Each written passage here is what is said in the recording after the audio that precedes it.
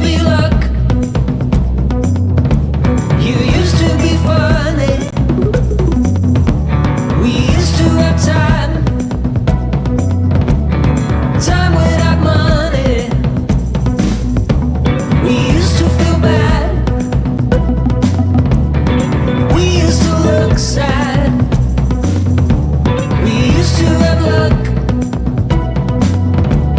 And time without money. We seem to have the time it took. We used to have our things in place. Now real me and I've come too deep. Forgotten what you used to say. We used to have time. We used to be careless. We used to look sad. But we couldn't care less. We seem to have the time it took. We used to have our things in place. Now reel me in, I've gone too deep. Forgotten what you used to say. Do you feel it? We used to feel this. Do you see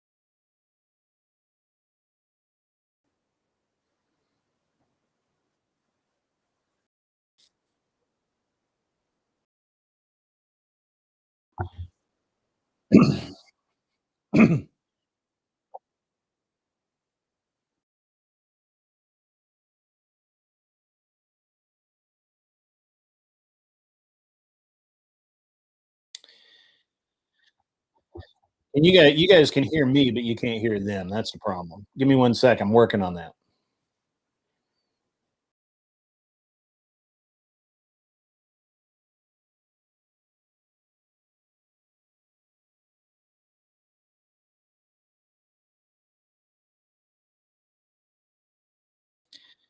Yes, Steelman, I know you can hear me because I am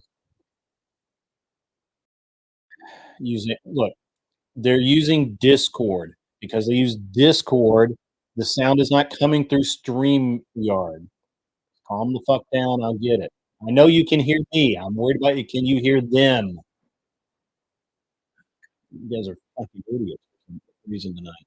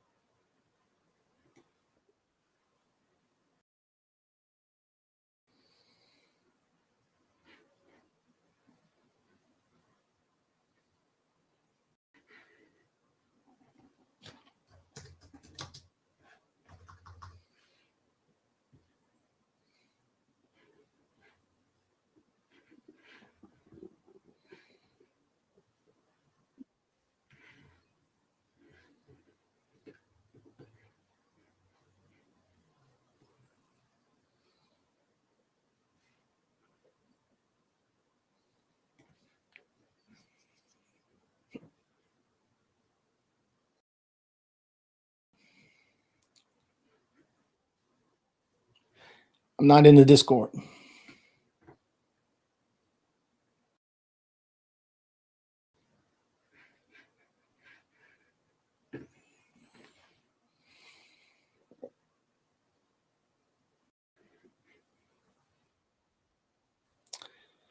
Yeah, I'm here. They're just not. They're not seeing us yet. They're very busy. Yep, there we go.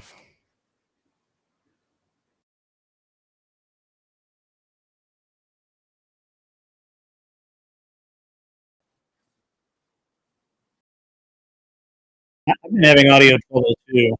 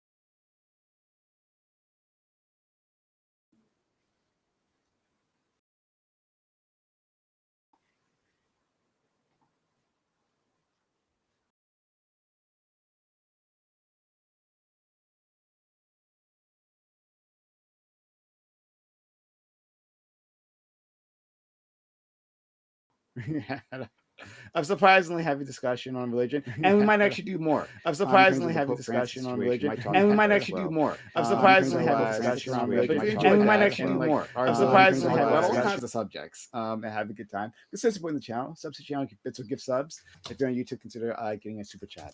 Okay. Sorry for friend Lactoid. Lactoid, how are you doing, friend? Hey, I'm Lactoid. I'm doing okay. You can find me at Lactoid TV on Twitch, Twitter, and YouTube. Did you get another haircut? Nope, this is just how it is. Really? Oh, all right. White people hair confuses me. All right, let's go. It confuses me too. Gibbs, thanks so much for being here, friend. How are you? Having a great time. Pretty excited to try a new pizza oven later. It's gonna be good times. We're doing all sorts of fun stuff. Hope y'all are doing well. Thank you. Corey, what's up? Not too much. I'm grateful to be here. I have to ask Gibbs, is this one of those fancy whatever stone pizza ovens or whatnot? Or Yeah, it's like it looks like a cross between like a barbecue pizza. Yeah, it's got like a pizza stone. I'm gonna do like the wood fire. I'm pretty excited. The new project here. Yeah, we're gonna have fancy pizza, you know? That's the best pizza. But yeah, always grateful to be here. Looking forward to getting into it. You can find me on Twitch, Corey Campbell 84, Twitter, X, YouTube, Instagram. It's Corey Campbell. And yeah, looking forward to it. Thank you. Next we have our friend Ali. How are you, friend? Doing well. Hope everyone else is doing good too. Hey, how far is your is this public? The thing. I mean, kind of, yeah. Wife. My wife is 2 months and a week. Whoa! Yeah. Hell yeah! Yeah, I'm a populator. Good. Elon Musk loves you. Yeah, I mean, kind of. I had to add more Muslims to the world, so. Yeah, I was about to say it's a give and take. The Christians and atheists are going to get real nervous. Mm-hmm. Yeah. More Dearborn's the number one. Apparently, the most birth givers per year. So shout out, we're coming for y'all. That's right. You guys want to repopulate, right? You keep asking for it. That's not quite what we had in mind, but okay. I mean, you guys don't do it. No, they wanted more like hipsters to eat avocado toast in super cities. They didn't want more Muslims. I mean, you got atheists in the UK talking about cultural Christianity and shit. Come on, guys. You got to do something. Get your numbers up. Yeah. And Lactor, what are you doing to reinvigorate the population? What are you? Listen, I'm so close to a new motorcycle, and then you won't believe. Okay, it's gonna be crazy. You won't believe how much pussy and babies he's gonna be having. That's depopulation. Okay, motorcycle. Yeah, dude. We're looking for the opposite. In fact, actually, this brings us to a subject I want to touch on. I was looking at beforehand about baby making, but we'll get to that in a second. First, though, another expert on baby making, right? Like a person who's accomplished it at least once, right? Our friend Grid. Twice. I've got 2 prizes. Oh, I had no idea. Okay, all right. I've got a 14-year-old and a 4-year-old. Oh, okay. Nice. Shout out to you. All right, yeah. Yeah, so I'm a range. It is a range, right? Yeah, you know, things happen. Things happen. Is it a 4-year-old a boy or a girl? I was asking. They're both boys. Okay. Cool, Yeah. Cool. Yeah. My wife is it's hilarious, so that's all that matters. She really, really wanted a girl. She was like, you got the boy the first time, just let me have the girl. And I'm like, no. You said no. Decision maker. It just shows you what the patriarchy can do. Damn right. Just speaking into existence, right? In your home, yeah, you are king. And so it simply follows. Yeah. Next we have our friend Counterpoints, who I believe also has 2 boys, right? Well, 2 boys, and we'll probably have we're not doing anything specifically, but hopefully in the next year, maybe we'll add another one to the tribe. Yeah, we gotta have more kids than those Muslims. They're gonna outcompete us out of the gene pool. So us cultural even through Christians. genocide we birth. Even through genocide, I know, right? Yeah, like the Jews are trying to genocide you, and you guys keep having more babies than get genocided. It's crazy. Oh my glory God. be, glory be to God. Yep. Alhamdulillah. Astaghfirullah. That's only if a bad thing happens. I know. Thank you, Counterpoints, for being here. And again, we should have. Oh yeah, sorry that wasn't supposed to be my intro. Can I do a real intro? Sure. So joking about genocide. Yeah. So my name's Connor. I'm a science fiction, political, and philosophy nerd, a Marine Corps and law enforcement veteran. I run a YouTube channel named Counterpoints 40K. I'm happy to say that we did break 100K on that channel. So I did get my silver play button, which is pretty awesome. And then also, all my shilling for the Democrats. Not only do I feel completely vindicated, considering the beginning of the Trump presidency, but also through those connections, I actually got hired at Valor Media Network, which is an offshoot of Midas Touch. And they're building a veteran-based, first responder-based YouTube channel, trying to create better content for men and young men in general. And I asked them if I could have a job, and they said yes. So I'm actually streaming around 25 hours a week. I might have to help them more with the back end, though, so I might be moving more to a back end role. But we'll see. It's all up in the air. It's all up in flux. But either way, I'm ecstatic to be working in alternative media professionally now. Okay. Well, shout out to your friend. I love to see it. That's fantastic. I'm glad opportunities are opening up for you. You've been congrats on going this. full time. I think you mentioned that you are full time now content creator, if I remember correctly. Yeah. I thought I was going to have to put this off another year, and Lord knows I might be back in the wage cage in another 6 months. But for now, all systems go, all systems green. Although I think to my ear, you might be using a different mic than usual, right? So you usually sound better, but I might. I'll double check it. Yeah, that's fantastic. You've been working hard again. And I'm glad to see your hard work is paying off. Your channel is growing so much. Shout out to my good friend Counterpoints. I'm really happy for him. Thanks, bud. Yeah. So I wanted though to talk about like going on the baby making thing, right? That's not why I mentioned that to Ali. That's not why I brought it up, but it just like happened to work out. Is that there is news coming out about the Trump administration. This is like recent news, apparently, right? The Trump administration is like looking into initiatives to encourage Americans to have more babies. So like I'll just read you a little bit from this article. Some of the suggestions for these programs came from Pronatalist, a loose network of activists who believe that humanity is basically doomed unless people have more kids. A few weeks back, this another part. This is more a right-leaning thing in terms of like encouraging more kids. One of the proposals is that the White House is said to be considering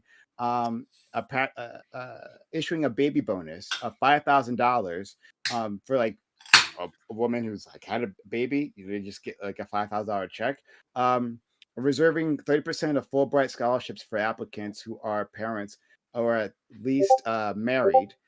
So like Fulbright is the type of scholarship for like excellent for excellence in scholarship. And some of that would just go to people who are parents, which is a little weird, but whatever. And offering classes to women to help them identify the most fertile times in their menstrual cycle. So, which is an also interesting idea. So I didn't send this to you guys. Like 2 or 3 classes? Do you need a whole course on that? I don't know. Yeah, well, like is that 30 minutes? Some women don't know what's going on, man. No, I agree. But like, yeah. Is this going to be like a? That doesn't stop the Muslims from repopulating. They just make it happen. I mean, we just keep fucking. Yeah, that's what I'm saying. They just do it all the time. They don't need any classes about when to fuck. They just fuck. Well, you guys. Well, the thing is, the whites have classes against fucking. That's the whole thing, right? It's like, this is how you avoid no fucking classes. Sorry. So this article I'm going to send you. It just happens to be the first one I pulled up. And it doesn't have a paywall, so that's why I'm sending it to you. But like, it definitely has a slant as to what it thinks about this program. But I think it's a mixed bag, right? So I think this impetus comes from the right, and from some people who I don't like, who I would very much disagree with. But the idea of encouraging families and helping families, I think, in the end, at its core, can be a good idea. And I don't think, me personally, this is my thoughts, that on the left we necessarily have to fight this as long as it is serving our purposes. And my purpose as leftists is always to help families, well, to help everyone in general. I don't have a focus on families in the same way, but I want to help families nonetheless. And the idea of like sending a $5,000 check to every new mother, right? Or every time a mother has a baby, which is even better. That's fantastic. That's like a redistribution of wealth, right? It'll massively help people who have lower income and those who are like, like wanting to have a healthy family, but like it's very expensive, especially in those early years, to get it start off right, to get the equipment, right? Like like you apparently can't even, and I knew this from before, but you can't like drive away from a hospital without a car seat, right? If you take your child out of the hospital, they got to make sure you have a car seat installed, or they won't let you take your baby, right? What if you're really poor and you can't get that, right? Well, you can hopefully rely on some charities, maybe. But after that, there's also diapers. There's formula if you're going to use that, and whatever. So the idea of a $5,000 bonus, fantastic. I love it.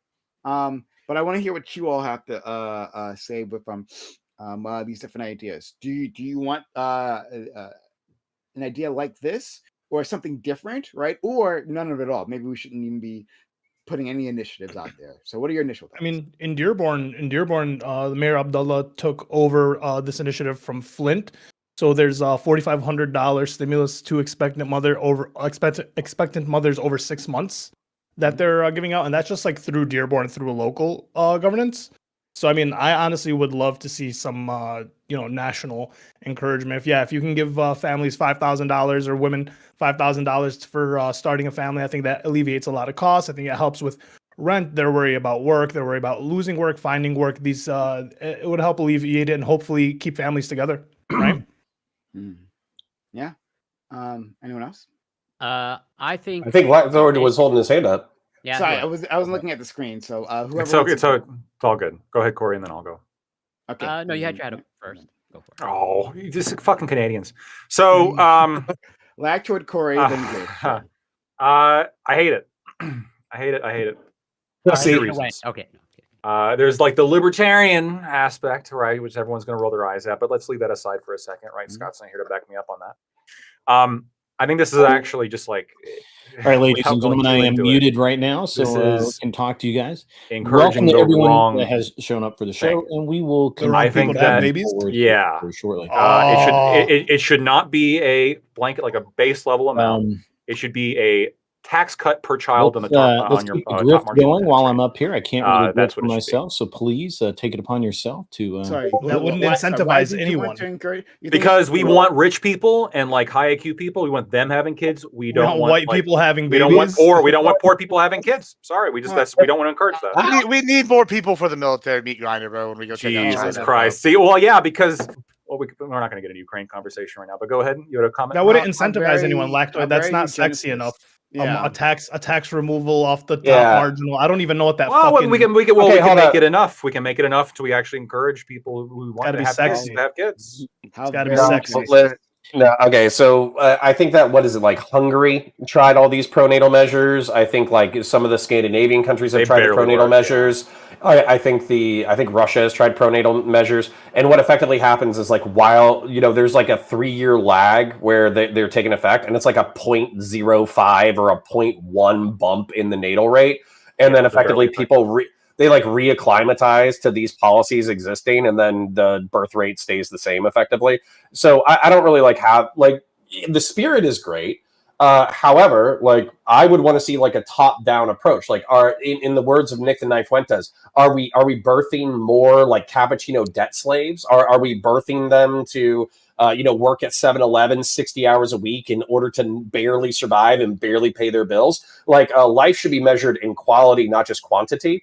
And so I would want to see us effectively create a pronatal society, maybe not top down, but bottom up, where cities are built for people to want to have kids, where they have third spaces, where they have good jobs, where they feel like they have the space to raise their kids and the wealth to raise their kids. That's what I would want. I think this is Dearborn initiative, a Band-Aid on a gunshot wound. Follow the Muslims. But follow Dearborn. Bro. Or Tampa. But I mean, after that, I go to Corey and Grid. Go ahead. Okay, yeah, Connor. I mean, the places that you're describing, you described how like Scandinavia and Sweden has these policies.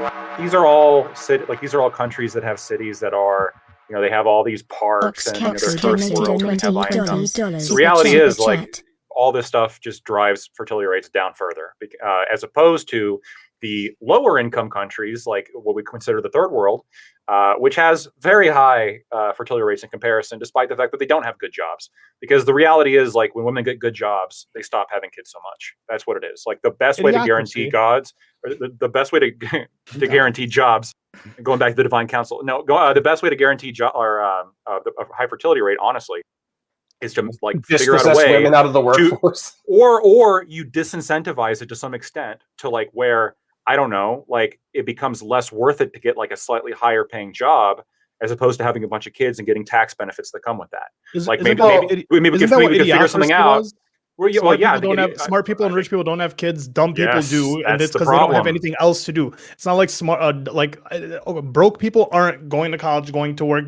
They're kind of staying at home. They're looking for activities, and the funnest activity to do is fuck, and that's why you have like such a low high. They're also less good at birth control. They're less effective. Yeah, but like I was saying, like quality, we shouldn't only be concerned with quantity. We should also be concerned with quality, and that's actually where Lactoid. Like, so for instance, I'm not trying to put my family on blast.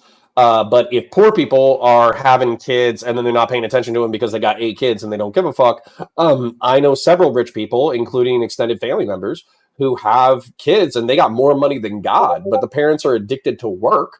And so they're gone, 50 hours a week. And so then the kids have other issues. And so the thing about it is like, what I realistically want is I want 1 income and a half to be enough for a family to get by.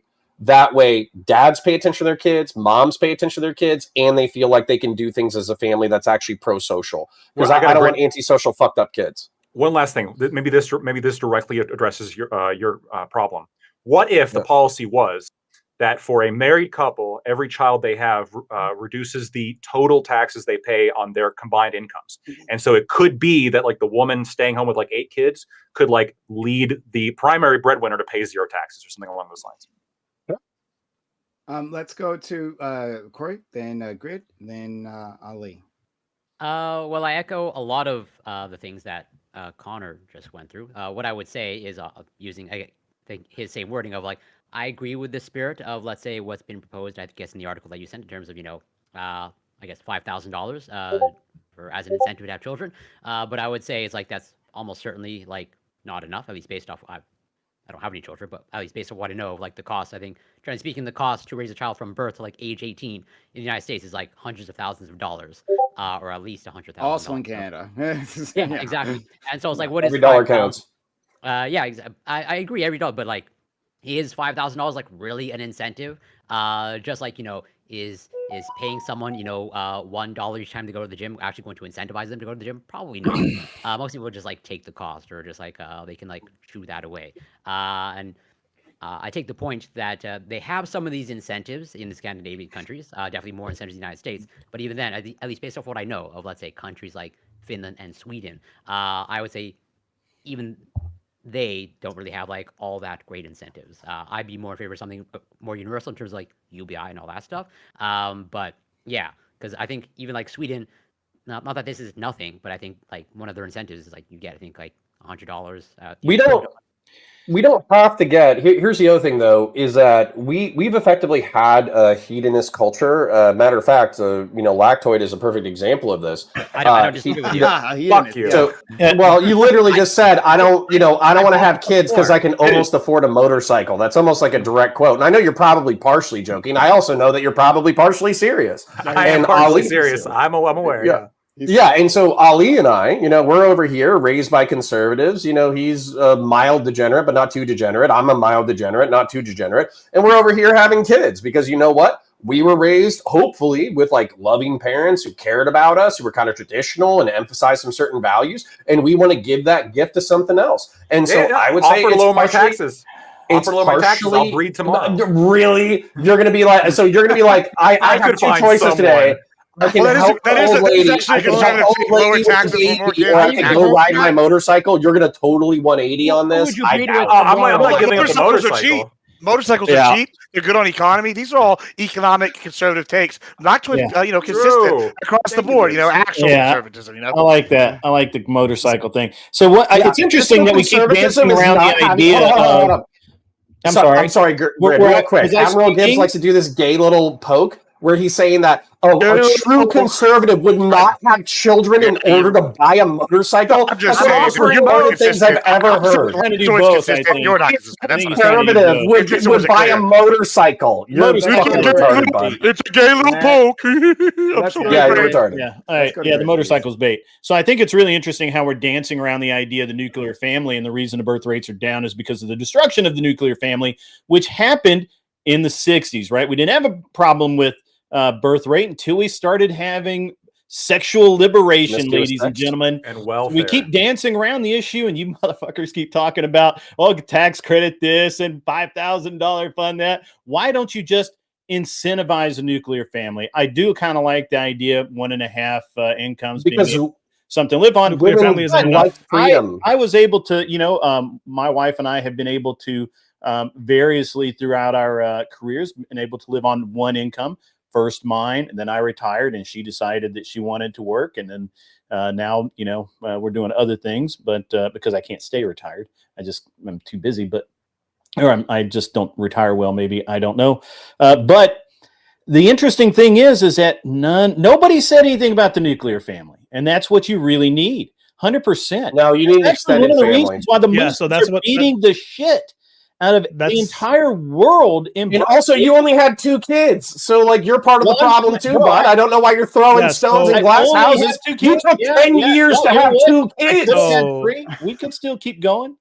My wife doesn't really want, So that was actually the point I was going to make. The extended family is actually the more important. It's easier to have multiple kids when you have like a large family grandma, network, right? grandpa, which is why Hispanic communities and Arab communities seem to kind of thrive in this. So like right now, as I'm going back to Michigan, right? I have my cousins. I have 3-4 cousins. They all have kids. It's like a daily thing. Because women don't have jobs. That's what it is. No, my aunt. No. No, you know what it's like.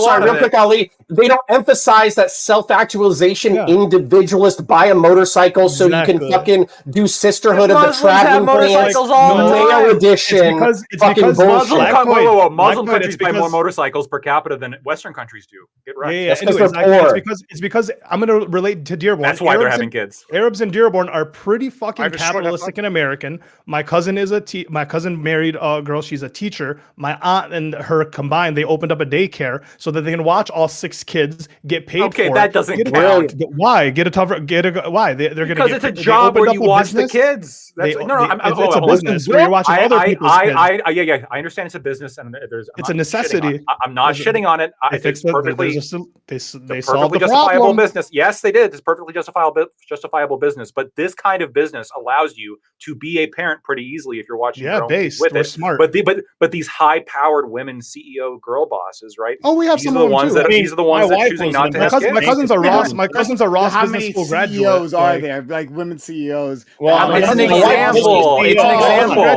I'm talking about that TikTok. What was it? Something with us. She still has her kids. But little dress. I don't recall. It was right. My wife. What I'm saying is, we also in the city. We got like 3 people talking at once. Yeah, so we have the nuclear family, we have the extended family, but then we also have the government support of, hey, there's also tax incentives and money incentives, cash incentives for you to have. It's not just one thing. Like it really is like Dearborn is kind of like the haven that you guys are talking about. It's a city that's building and thriving. It's walkable. There's third areas or whatever it may be. A lot of money income. It's a lot of self-owned businesses and stuff, and people are having kids. You need the extended family, and that's kind of the problem. Is the culture in America is very individual. Even if it is the nuclear family, you have one family living in one city while the other family lives at the other end of the state.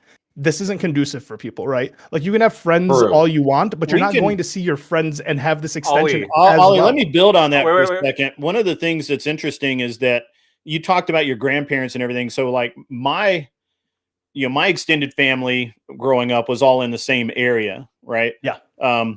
So I could go spend the night with my grandparents, so my parents could go do parent things, or if they needed to work a late shift or whatever. My brothers and I, we did that all the time.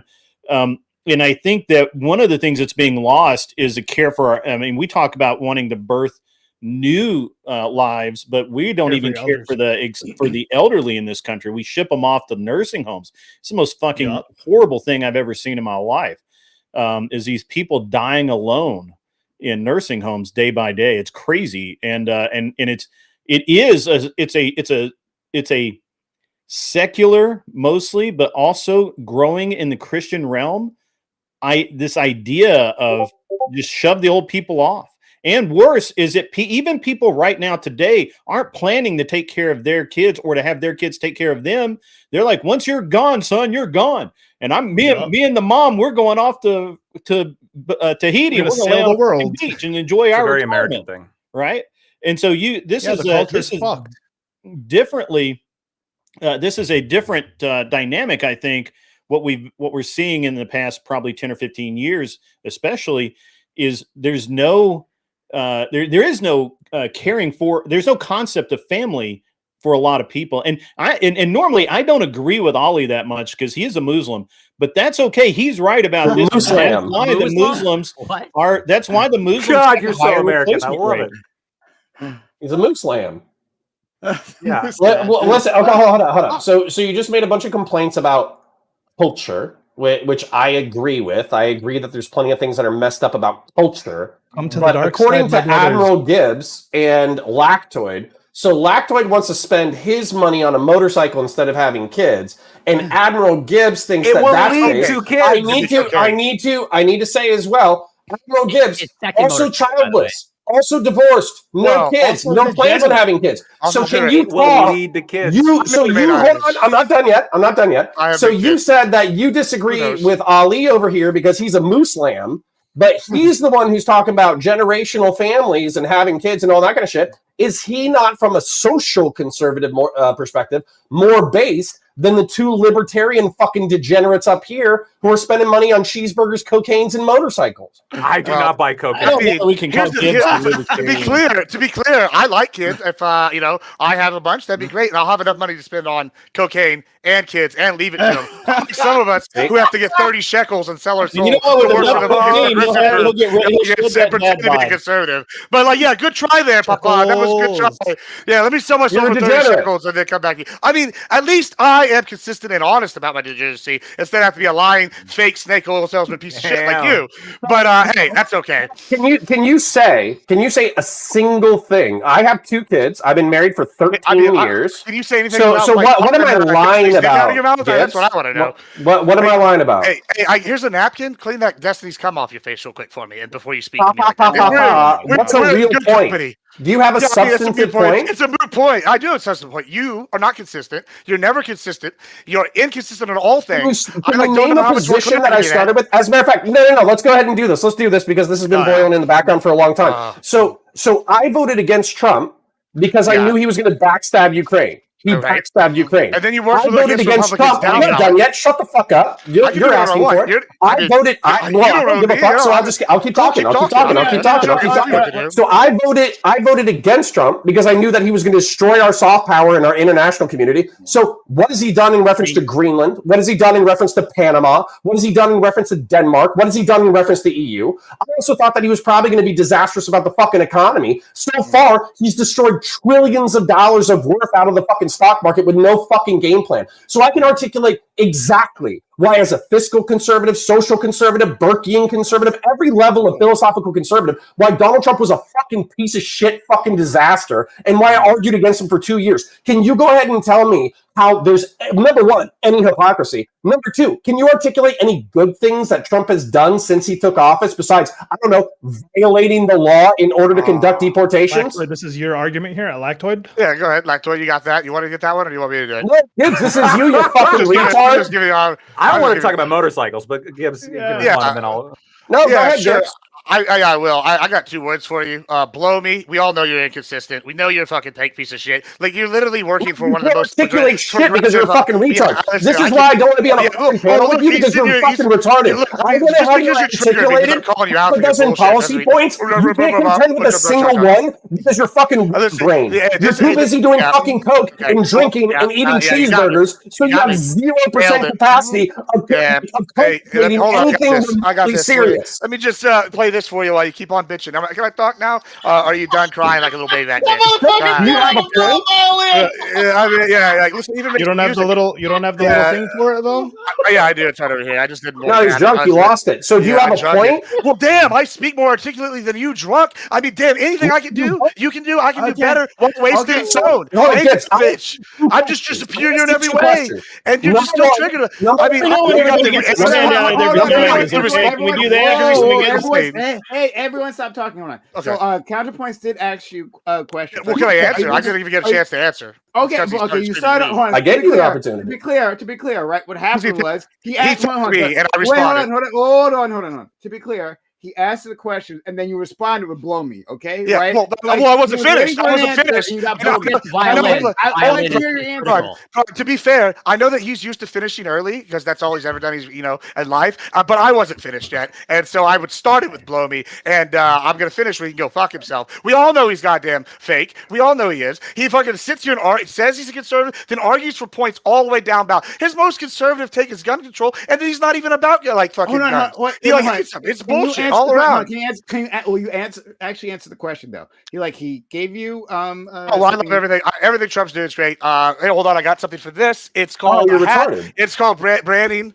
If you could read that, Trump was right about everything. It's goddamn wonderful, everything that's happening. Listen, as a fiscal conservative, as a fiscal conservative, big fan. Beef prices flying up. If you're a Texas rancher, you're ecstatic. Hey, guess what? My ranch isn't being destroyed by illegals. Oh, it has been though, so that's fantastic. Crime is way down. Cartel crime is way down. That's great because I've had a bunch of friends raped and killed by cartels over the years. But that's you wouldn't know anything about that because you're fake. And then furthermore, let's see. I don't know. I like that the U.S. has been standing up for itself. himself internationally. I mean, so basically everything Trump promised he was going to do, he's tried to do. I know that's crazy, but hey, we love it. We're having a great time here. And the rest of us that are actual Beef prices conservatives going up and is a not good fake oil thing. pieces of shit. Beef prices going up is a good thing. Yeah, good. Yeah, it's great for American ranchers. Yeah, so what do you call it when the price goes up? Well, I'll tell you what it's called. It's called market adjustments. There's another word for it. I'm looking for it. Can you go ahead and enlighten me? Market adjustments. What we're going on. Is it called inflation? Is it called inflation? Oh, sure, it's called inflation. But as long as wages are going more to American So workers, were you 1 year ago? Were you 1 year ago, because you're fucking retarded and you can't track a single concept, were you bitching about how the working class can't afford food anymore because of inflationary prices? And you as a cattle rancher now are hypocritically, you said I'm a hypocrite, you are now hypocritically praising the fact that tariffs are now making goods more expensive. I'll tell you why. I'll tell you why, because I know that you have you're an inconsistent piece of shit. I'll tell you. Where you're arguing that inflation is now good. But I'll explain it to you, because you don't know why beef prices are high. It's because grain is so high, and now thanks to them having tariffs, why is grain so high? Shut the fuck up. I'm talking now. You little bro, calm down. So now, like I said, grain prices have been a steep high because we've had unfair trading policies with Europe and our grain importers. They've raised it. Subsidiaries failed. All these different things. So Trump has sitting here renegotiated in his first term 10,000 head extra for the EU, and now with the tariffs, beef is competing on an even level. And so yes, prices are high, and that's going to lead to a long-term decline, though, because now in America we can produce more herds of cattle at a fair price. And I know that you don't understand anything about that because you are broke and you have to go to daddy liberal media group to be able to get any kind of payment, and so you can keep a roof over your head. So next time you're talking about cocaine, just remember my fund money is your mortgage payment. Suck my dick. Let's go. The conservative, everyone. The conservative over here. This is the face of the Republican Party. Some rich, fat, fucking loser sitting in his room screaming on the internet 160 hours a fucking month to 30 fucking viewers because his mommy and his daddy helped him start a bunch of fucking businesses. Bitching about fucking taxes. Bitching about inflation a fucking year ago. Now inflation is fucking good, and you're a fucking degenerate. You're a genetic dead end. You're a fucking loser. I'm so happy that you're going to fucking die alone and sad. I'm so happy that you have no fucking family that gives a fuck about you. It actually makes me happy. Okay, fucking loser. So I think we've seen like the end of this useful part of that conversation, right? What part of it was useful? What did he say that it took more than 80 IQ? I thought it was very cathartic to me to see your fakers. It's snake oil salesmanship. But it doesn't seem like we're going to get to that. So let's move past this, okay, please. And I'd like to talk about the subject we were discussing previously. Lacto, do you want to go? After that, I'd like to interject as well, but go ahead. Couple points. First point is, just to be clear, the motorcycle is the first step of the fertility. So it's a cause. No, it's not. You're going to shoot your load in a bunch of I'm not. I'm just saying a lot of children have been made that way. And I wanted to respond to something Ali had said before.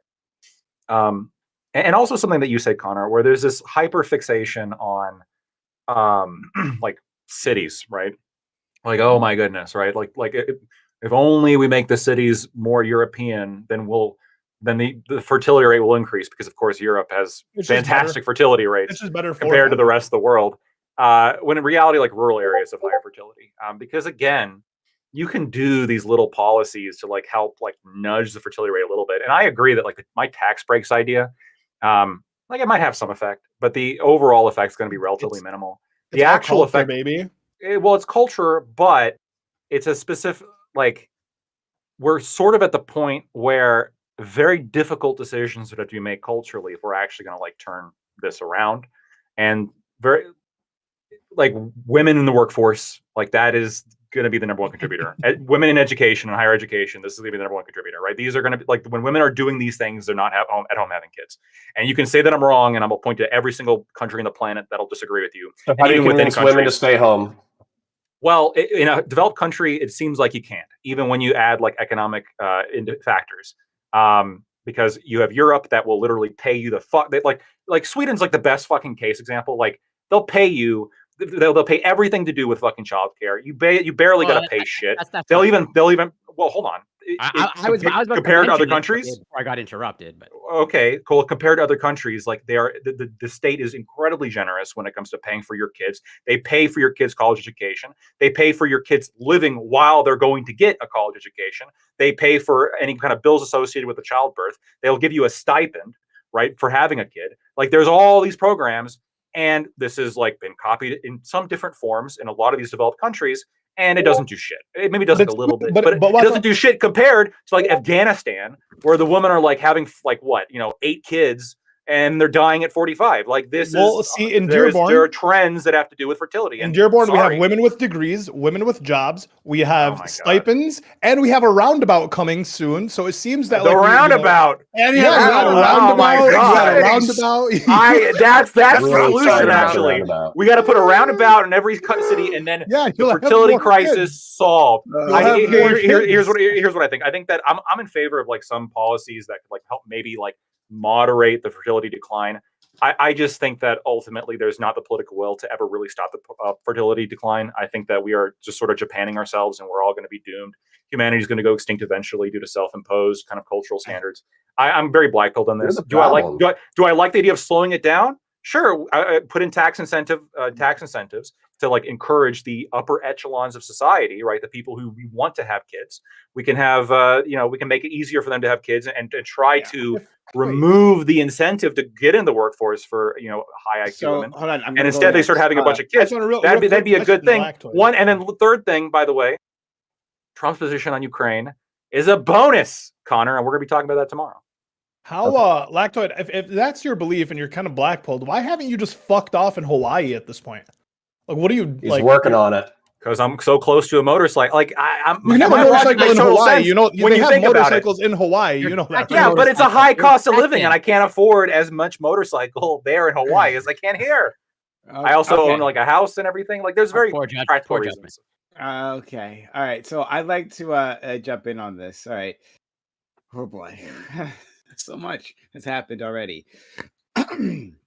So first of all, again, to reiterate what I said previously, is that I don't actually care in terms of my politics. I don't care about having more kids, right? And that's not like a thing that concerns me. The population overall globally is going up, but like just not in high-income countries. Certain high-income countries. It's not going, and even then, no. So you have to even nuance that, right? Because the population could be going. You muted for everyone else? Yeah. Your mic went out, Prime. Your mic went out. Thought it was just well, and by the way, just as a counterpoint, while we're waiting for him to come back, global birth rate is still collapsing. So even in the developing countries, they're all trending towards 2. Because they're becoming developed. Yeah, which is fine. I'm just saying it's like a cause and effect. Like when shit gets better, women start going to jobs and getting education. But you know why? It probably is a function of nature, though, where if you feel less under threat, then you're less likely to have like 10 different fucking kids, right? So if you think that like it's an R versus K reproductive strategy. They talk about this in biology. I'm pretty sure like I forget which one's which, but R versus K. One of them is heavy investment in offspring, like a blue whale. Still can't hear you, Prime. And then the other one is like rabbits.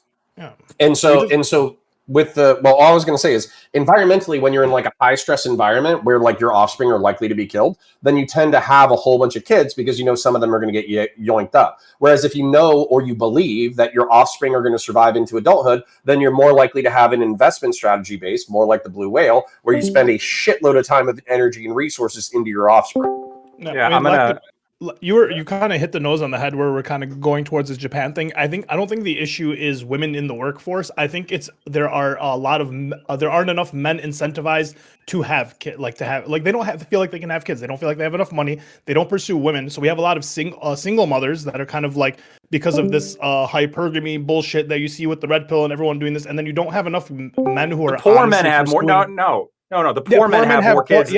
Poor men have more kids, but they don't have more families, right? So it's like you have us, you have women. Yes, but fertility doesn't. But fertility has nothing to do with number of families. Fertility is about the amount of kids you're having, right? And poor men are having more kids because you actually hit the nail on the head earlier when you said the main reason is that they're bored. That they're bored. Is that they're not? They don't have this perception of, well, if I've got a kid now, then I'm going to give up 20 years of my career because their career is working as a cashier. But it's still a minority of men that are having kids, right? It is still like a pretty it's specific groups of guys that are having kids. It's the ones that are in pursuit. Well, I understand. The ones who have kids, but it's a minority of what I'm men saying. are pursuing. What I'm saying is that across the board, though, in every country, like as the development increases, and you start seeing a decline in fertility. And again, I agree that the conversations as to what we would actually have to do to raise fertility, like it would be to the extent that it's just politically infeasible. And so I am sort of black on it. Although one quick question, I guess, for you guys is following the abortion ban in Texas when Roe versus Wade was overturned, or I guess Casey versus Planned Parenthood was overturned by the Dobbs decision, fertility spiked pretty dramatically in Texas, and the number of abortions dropped down. And so abortion actually, like banning abortion actually seems to be an effective way to increase fertility. What do you guys think? By how much? Yeah, but then you're by some amount. The quality of life is shit. If someone wants to abort a kid, right, and like you force them to keep it, the quality of life for that kid is probably not going to be the greatest, right? I think you really do have to incentivize it to the point where, like I think you have a point where when you say like women in the workforce, I think women wouldn't go to work at the rate. I don't think women would go to work at the rate they do if they didn't have to go to work, right? It's become to the point where a single household is kind of like unrealistic. A single income household is just unrealistive, right? So you do have women that are counter argument is going to be that's going to be subsidized by the state. Like that's lactoids. No. My counter argument to that is going to be the poor people, even in countries with no social safety net, are having the most kids at the mall, right? Like whether the reality is people always bring it up like, oh, it's because they can't afford it. Oh, this is why they're putting off. No, all of that is what they're saying because that's what they're thinking. But what they're thinking is not mapping onto statistical reality. You're saying it's because women are going to work. Yes, it's because they're going to work. And why are they going to work? Because they have aspirations for a career. When in reality, besides having kids, not really. If they were poor living in a hut, they'd be having way more kids. No, here's the thing. Here's the fact of the matter. If you the reason they have these aspirations is because they felt like they were tied down to like they had to be regimented to having a wage allowance. Yeah, right. So then when you have a conscription like that, yeah, it's gonna feel weird. But they don't want to work. No one wants to go to work 40, 50, 60 hours a week. Women were pretty effectively propagandized through the 70s, through the 2000s in order to want to work. I can show you some stats. They were effectively told for like an entire generation that they've been enslaved by the patriarchy in order to be chained to the kitchen in order to actually work. Well, hold on. Ali, we need to make this different. We need to make this differentiation, okay? You have to understand, like, my parents were born in the 50s, okay? And they're white Americans, they're not Muslim immigrants, all right? So that in that culture, it was fairly popular to focus on career over having a family. And there are all sorts of TV shows that are almost exclusively about how women have been chained down by the patriarchy and how they should be pursuing their jobs. And all these men want to tie them down with these, patriarchal expectations and standards and shit. So you have an entire generation that's been propagandized to believe that this is correct. Now, here's what you said that I agree with, though. Most women, once they get into the workforce and they work for a decade or two, they're like, fuck this shit. Yeah. This sucks. They're like, why? That's what I mean. Why did I dedicate 2 decades of my life to this to be the best lawyer at some law firm that worked me to fucking death? And then I never had a kid. Yes, their fertility window is like 2 decades, though, realistically speaking, right? That's the problem. Yeah, so we need to recalibrate. And we need to say, hey, women, you can work if you want to, but realistically, if you feel like being a fucking stay-at-home mom, that's awesome. We should that's fucking great as well. Yeah, my wife's there right now. Originally, she didn't really want to work, but she was very good at what she did, so she was capable of doing it. And now that she's had like this really demanding career, she's like, this sucks. I don't want to do it anymore. I'm done. Yeah, there's a lot of ego especially in your first career. in your first career, you're trying to prove yourself as a young person. You're trying to make money. You're trying to establish your nest egg, so hopefully you can retire. There's a lot of ego wrapped up in the first like decade or two of work. But what happens, I've been working since I was 15. I'm in my, late 30s now. After a decade or two, you're like, fuck this shit. I want to get I want to get what's coming to me. Yeah. I'm 54. I retired at 45, and I'm in the middle of buying 2 more businesses to go back to work, just for the fuck of it. Yeah. Boredom, boredom and turning and burning capital so you can build a miniature financial empire. I think that's awesome. Yeah. Literally, there's no reason for me to go back to work except I enjoy working. Yeah. Well, human beings, in my opinion, are naturally industrious. I don't think that I don't like the communist fantasy of effectively never being productive except for being a YouTuber. I think that's cringe. I think you should try to be productive in other endeavors and try to make things with your hands or have a hobby, all that kind of shit.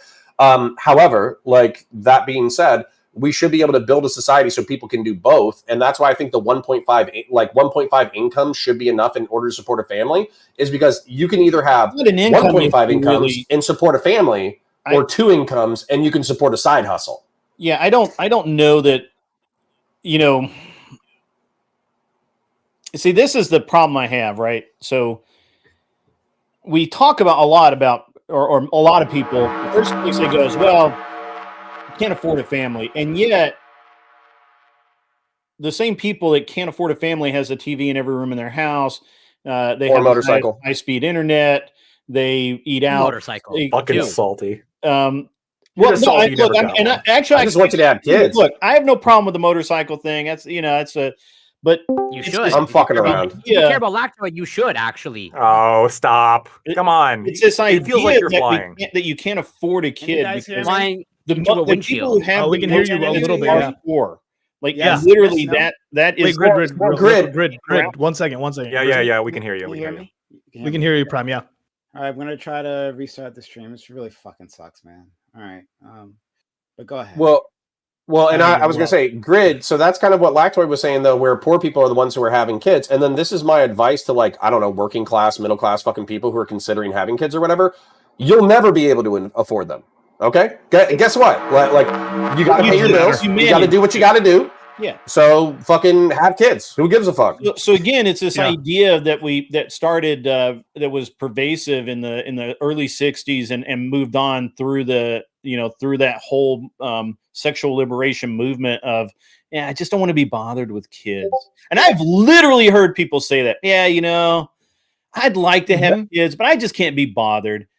I can't be bothered, and I don't want to have kids. It's too much. It seems like a lot of work. There've been a lot of people who've the narrative on kids has been wow, you want to have kids when you're 20s? You can't do anything. You can't travel. You can't hang out with. You can't do shit. It's like, yeah, you can. You just fucking do it with the kid. You have to make shit work, right?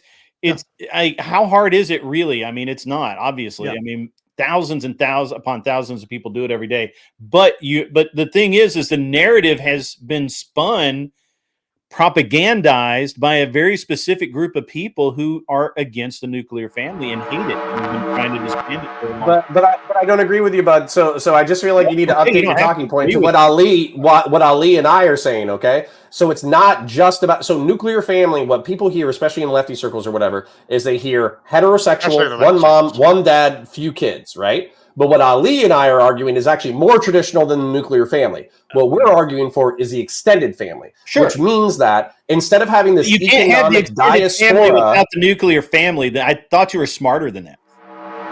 Okay, well, I think you know what I'm saying. And you're just I don't know what you're saying. You're literally saying bullshit right now.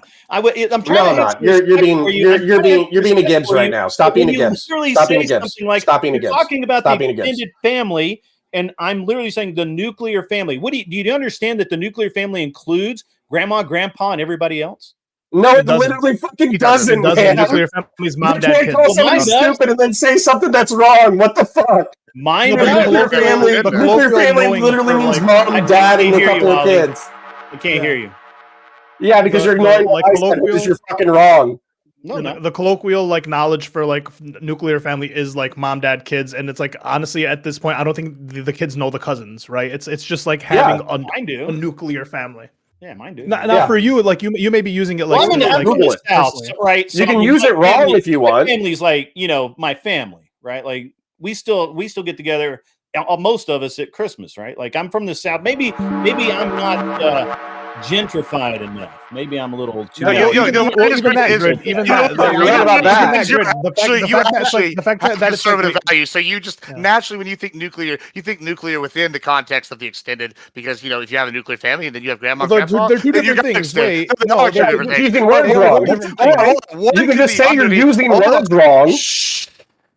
One can be underneath the other. Yeah, nuclear family is absolutely different than extended family. However, within the extended family, you can have a nuclear family, can you not? No shit. What? Yeah. Holy What shit! Connor, you just got wrecked. Which you guys are literally arguing. That's that big stuff. Yeah, but they're so like Grid. You were saying like we said it together. These guys are so fucking stupid. It's driving me fucking crazy. Okay, so what we're saying, we say extended family.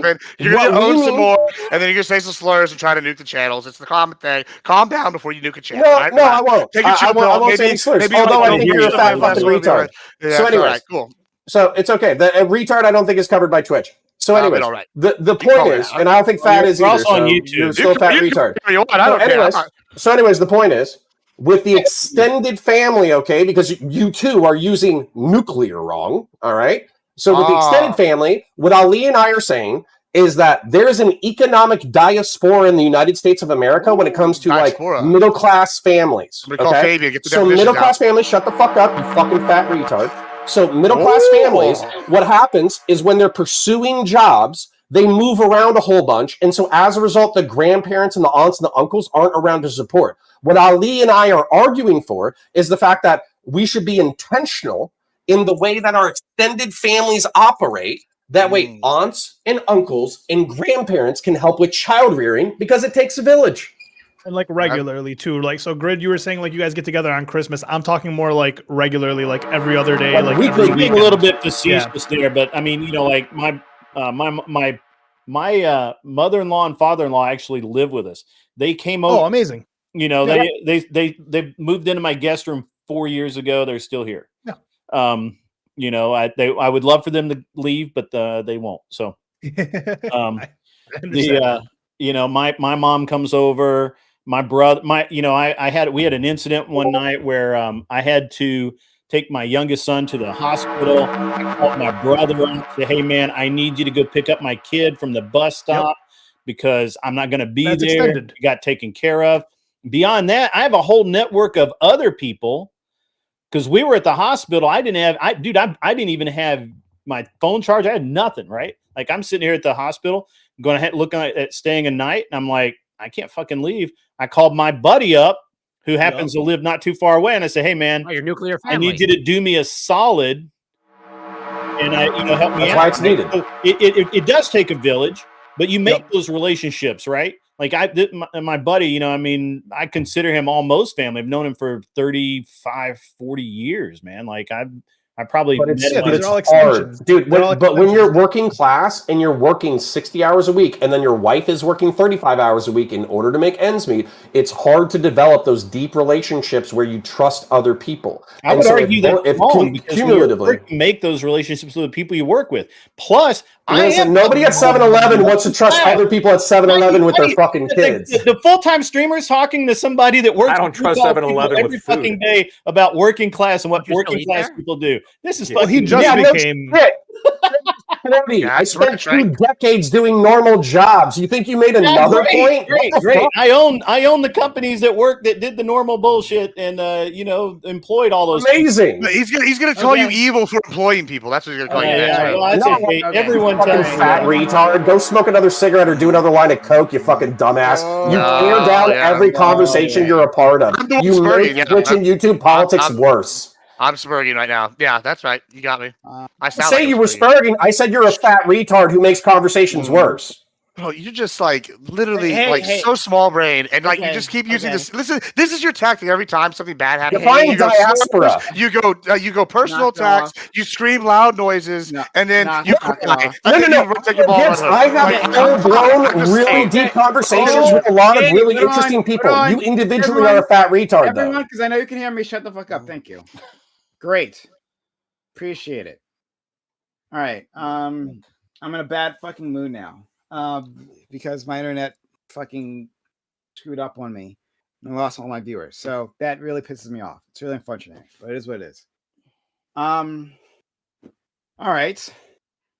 Back to it. So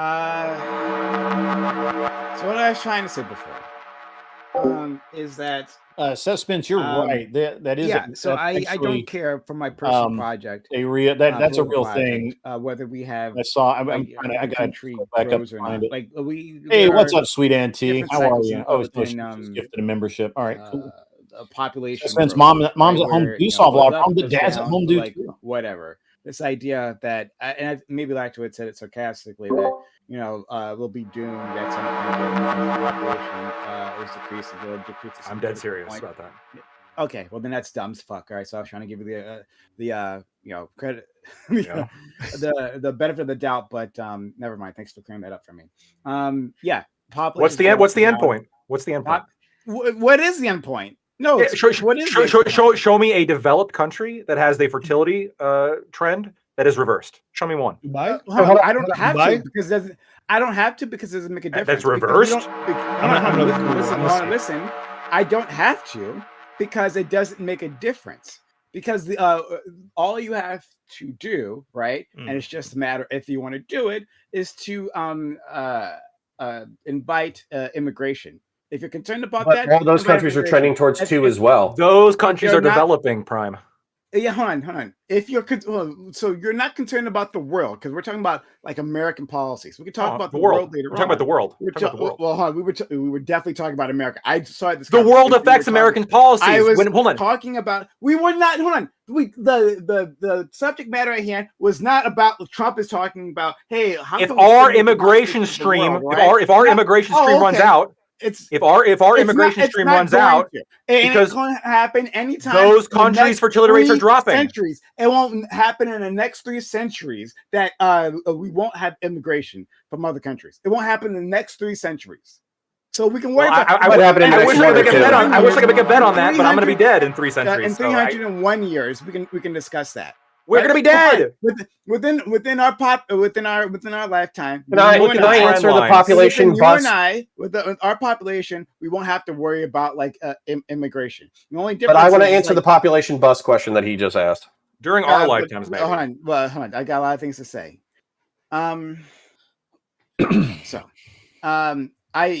don't care about families in the same way conservatives do. Apparently, also not population growth in the way conservatives do. What I care about is helping existing people in all forms. Right? Some of them happen to be people who are starting families or who are expanding their family. We as a society should be taking care of those individuals. I don't care if the incentives don't actually stimulate more people to have babies. Right? So I've heard this before. Like in South Korea, there and Japan, and China. Well, China's a whole different situation. China's that's a very. The reasoning in China is different than the reasoning in Japan. It's actually not. It's actually not. Okay, hold on, guys, hold on, please. Let me finish my fucking point. I'd appreciate that. Thank you. Fuck. So, I've heard about this in Japan and South Korea. Them talking about increasing or benefits to women to like try to get them to have babies, and to like middling effects. And the Japanese government was like pretty upset about that. But in the end, from a leftist perspective, if they are in designing policies that are helpful to actual families, then okay, great. I don't care. The answer to for Japan in the near and the immediate term is to invite more immigration. If they want to fix the population, they can have more immigration. They don't want to. They don't want to do it. That's their problem, though. But that solves that. But in any case, I also hate this idea that smart people don't have kids and dumb people do. It's awful. It's an awful framing, and leftists shouldn't accept that ever. Because one, it just says that people who are credentialed are the ones who should have kids, right? Like these individuals, or the people who are resourced, right? Like, oh well, if you're middle income or you're a high income, those are the only ones who are deserving of children. That's nonsense, and it's awful, and it's eugenicist, and it's disgusting. Which is why that article that I hit you guys up with, right, which I wasn't intending to send, but the article that I did, relate that to the Nazis, because it's like the beginning of the eugenicist process. I'm not calling anyone here a Nazi, to be very clear, right? But I'm saying this idea has eugenicist undertones and origins. So smart people have and dumb people. Also, my parents, I think my mother completed high school education. My father certainly didn't. But they've been scraping by their whole lives, but got together with smart men and managed to create like a comfortable life for themselves. And then they had a child who managed to graduate from American universities and get a master's degree. So would my parents be allowed to have children, or would they be encouraged to have children in the policies advocated for here? Probably wouldn't. They probably wouldn't count those people, right? And there's so many other people like them, like the people who have humble beginnings, who have humble beginnings who manage to elevate themselves, or humble beginnings who have children who manage to elevate themselves. That's how it has always gone. And so this idea that, well, only smart people, quote unquote smart people, that means people within who have within the parameters I've set, successfully checked off these boxes. You've successfully gone to school. You've successfully managed to make yourself resourced, and so you get to have children. And we shouldn't make it easier, or we shouldn't make it easier for others to have kids, or when they do have kids, right? At the very least, we shouldn't be supporting them. We should leave them to fall off. Yeah, fuck that. Fuck that. Never in favor of that shit. And so these are ideas that need to be rejected wholesale. I'll leave it there for now. Right, I want to say you said something interesting there about the eugenic undertones, right? I think that's absolutely correct because, like, as a proud Latino, I have a wonderful extended family with many cousins and like nephews and nieces and grandpa, grandma. Though they were while they were alive, they've all. It was very supportive. We go meet up all the time. If I need something, I can call one of them. It's a very interesting thing because even when you have like kids out of wedlock here in Latino families, it seems like you'll have 3 generations living under your one roof, whether you're rich or poor in some cases, right? Like it's oftentimes you see one person make it rich in a Latino family and they'll buy like a compound and then they'll like kind of people come out and start moving, or they'll buy a trailer park and then have their family rent. And this is a very common thing within the Latin community. And I absolutely agree with you. I don't know about all of what you said. I agree with you, but I absolutely agree with you on the eugenic undertones. To me, it seems like people like I'm against illegal immigration for security reasons and for bad economic reasons and other things. But one of the reasons I'm pro like making it easier to come here is because I think we need more people overall, and I'm also pro having lots of kids. But it's interesting when people argue this from the other side. It does feel very eugenic, where we want a special culture protected, or only the dumb people are having children and they're going to outbreed us. It's almost like, what was that thing that the neo-Nazis always present, the great replacement theory? That's what it sounds like to me as a conservative. And since I'm not actually racist, I don't like that idea. Fair enough. Anyone else? Okay, I'm hella eugenicist. Yeah, I guess I don't know. I would consider myself to be like a mild benign eugenicist. Connor, would you accept that title too, or are you just gonna 100%? Well, eugenic is like a good life, good birth. You think? Are you pro bad birth? Like, I everything. I mean, there was so much prime that you said that I disagree with. Like, it seems to me like left wingers, especially, like fully understand like the argument that resourced people should be the ones having kids when it comes to pro-choice arguments. When they point out the fact, well, this young woman, she's, you know, the kid's going to be poor, it's going to be awful, right? They fully understand that and accept that as a reason for abortion because the kid's going to have a bad life. But then when I make the further argument that poor people generally probably shouldn't be having kids then, and people with resources who can then provide for those kids should be having kids, like that argument necessarily follows. It also necessarily, I can, why not? I can, yeah, I can draw the difference for you, right? One is the individual choice, and the other is a societal decision imposed upon them, right? I'm not, So, whoa. hold on, I did not let say me- impose a societal decision on them at all. Sorry. Maybe not imposed, not imposed. I'll take incentivized. Yes, I'll use that word instead. So one is an individual choice of that individual person to do with their body, right? Being a social libertarian that I am, that they should be able to decide whether they're ready to have a child themselves, but they can do that, you know, where they're in the position, they know that better than anyone else, and so they should have the ability to decide themselves. Should they do it though?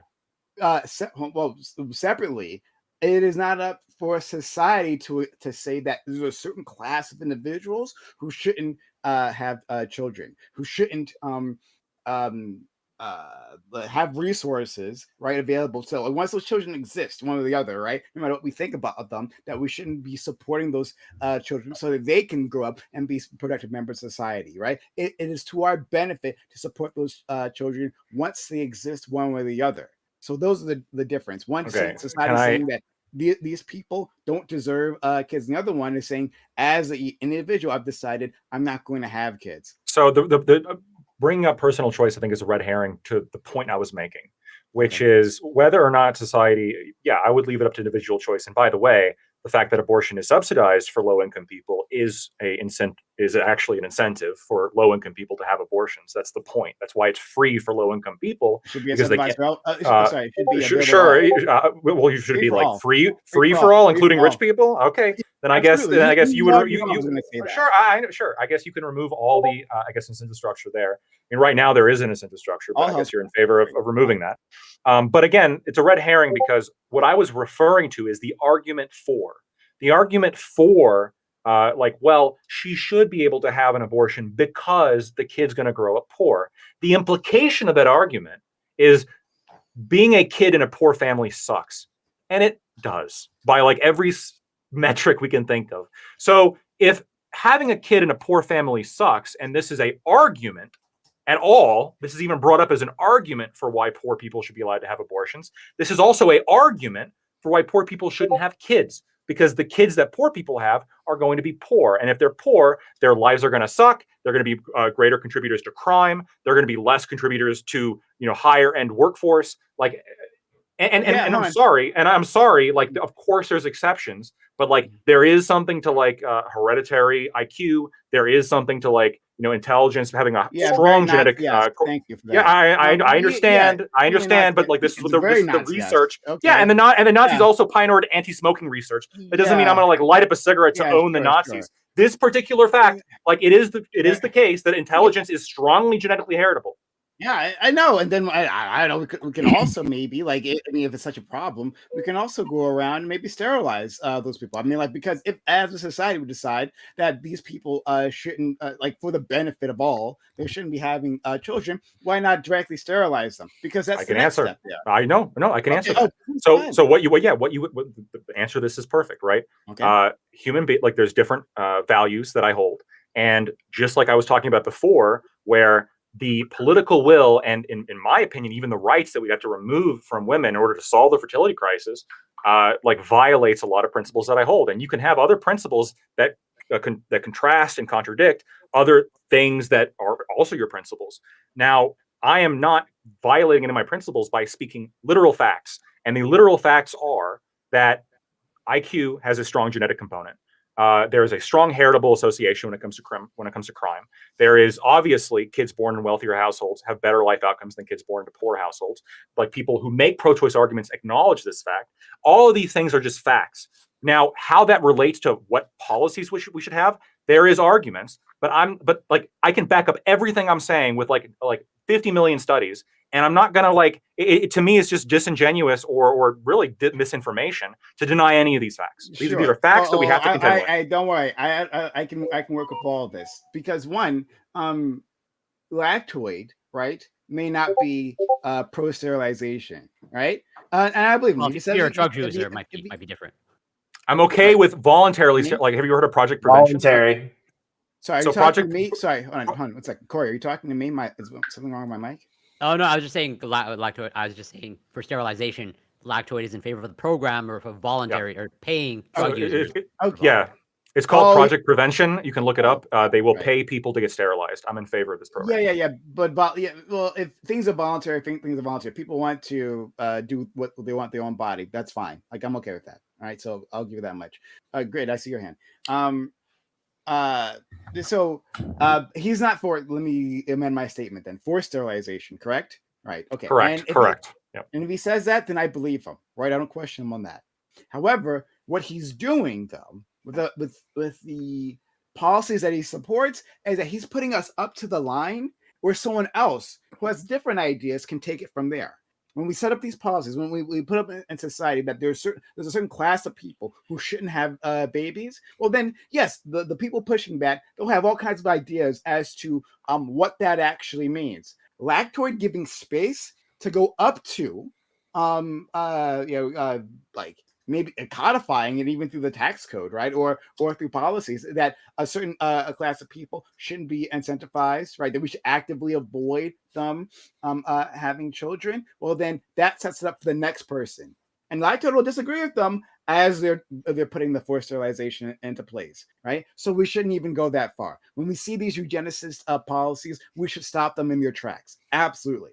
But going back to what you were saying previously, because it doesn't really address what you were talking about those things. You said, yes, growing up poor sucks, right? And indeed it does, right? As a person who didn't have any money growing up, it fucking sucks. Yeah, it blows, right? And the only reason I am where I am and I managed to go to college was because my particular parents happened to be particularly good at saving and being smart with their money, right? Lessons that actually did not come across genetically. I didn't inherit that actually, but still, it was because of that, right? Despite them working minimum wage jobs, multiple minimum wage jobs, like between them, like 5 at some point, that allowed me to get where I'm at. But it doesn't have to work out that way for many others. That's fair, right? Well, then the goal for society it shouldn't be simply to say, well, it's hard being poor, and so poor people shouldn't have kids. There should be, how can we alleviate poverty? How can we find ways to strengthen these families, right? Like coming from an actual pro-family stance, how can I find ways to strengthen all families, right? Families in the upper echelons, right, with whatever problems that they have, because they have problems too, and the middle echelon and the lower echelon. Like, is it that money is a stressor, right? A lack of resources is a stressor. Then how can we resource them? How can we set mothers and fathers up for success, right? Like that should be the focus, rather than saying, well, these class of people are inherently less than. Inherently less I than, would, and so let's just simply not incentivize them, right? Let's discourage them from having Yes, we children. should. It's Because disgusting. a good Grid wants financial to go- decision. Because a good I financial know Grid decision wants to for go, poor but I people is to wanna- not have kids. I want to address Lactoid and yourself on eugenics and also Grid go. on. Yeah, Sure, if but you don't can do mind, this first. just a couple of things. I won't take long. So I Lactoid, I understand the statistics and the science behind the research showing that poverty breeds poverty. I get that. But as someone who grew up dirt poor and excelled, I don't know that I'm all that special. I don't think that I broke a mold, if you understand what I mean. Like a lot of the people I went to school with who came from poor or lesser circumstances have gone on to do relatively great things in life.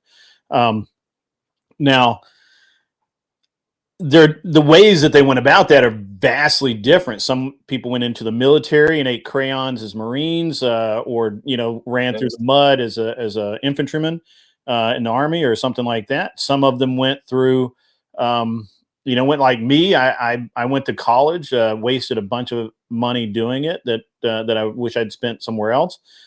learned that I didn't really need college, and then I moved on to bigger and better things as an entrepreneur, and just through literal hard work and being able to outwork most people. So I don't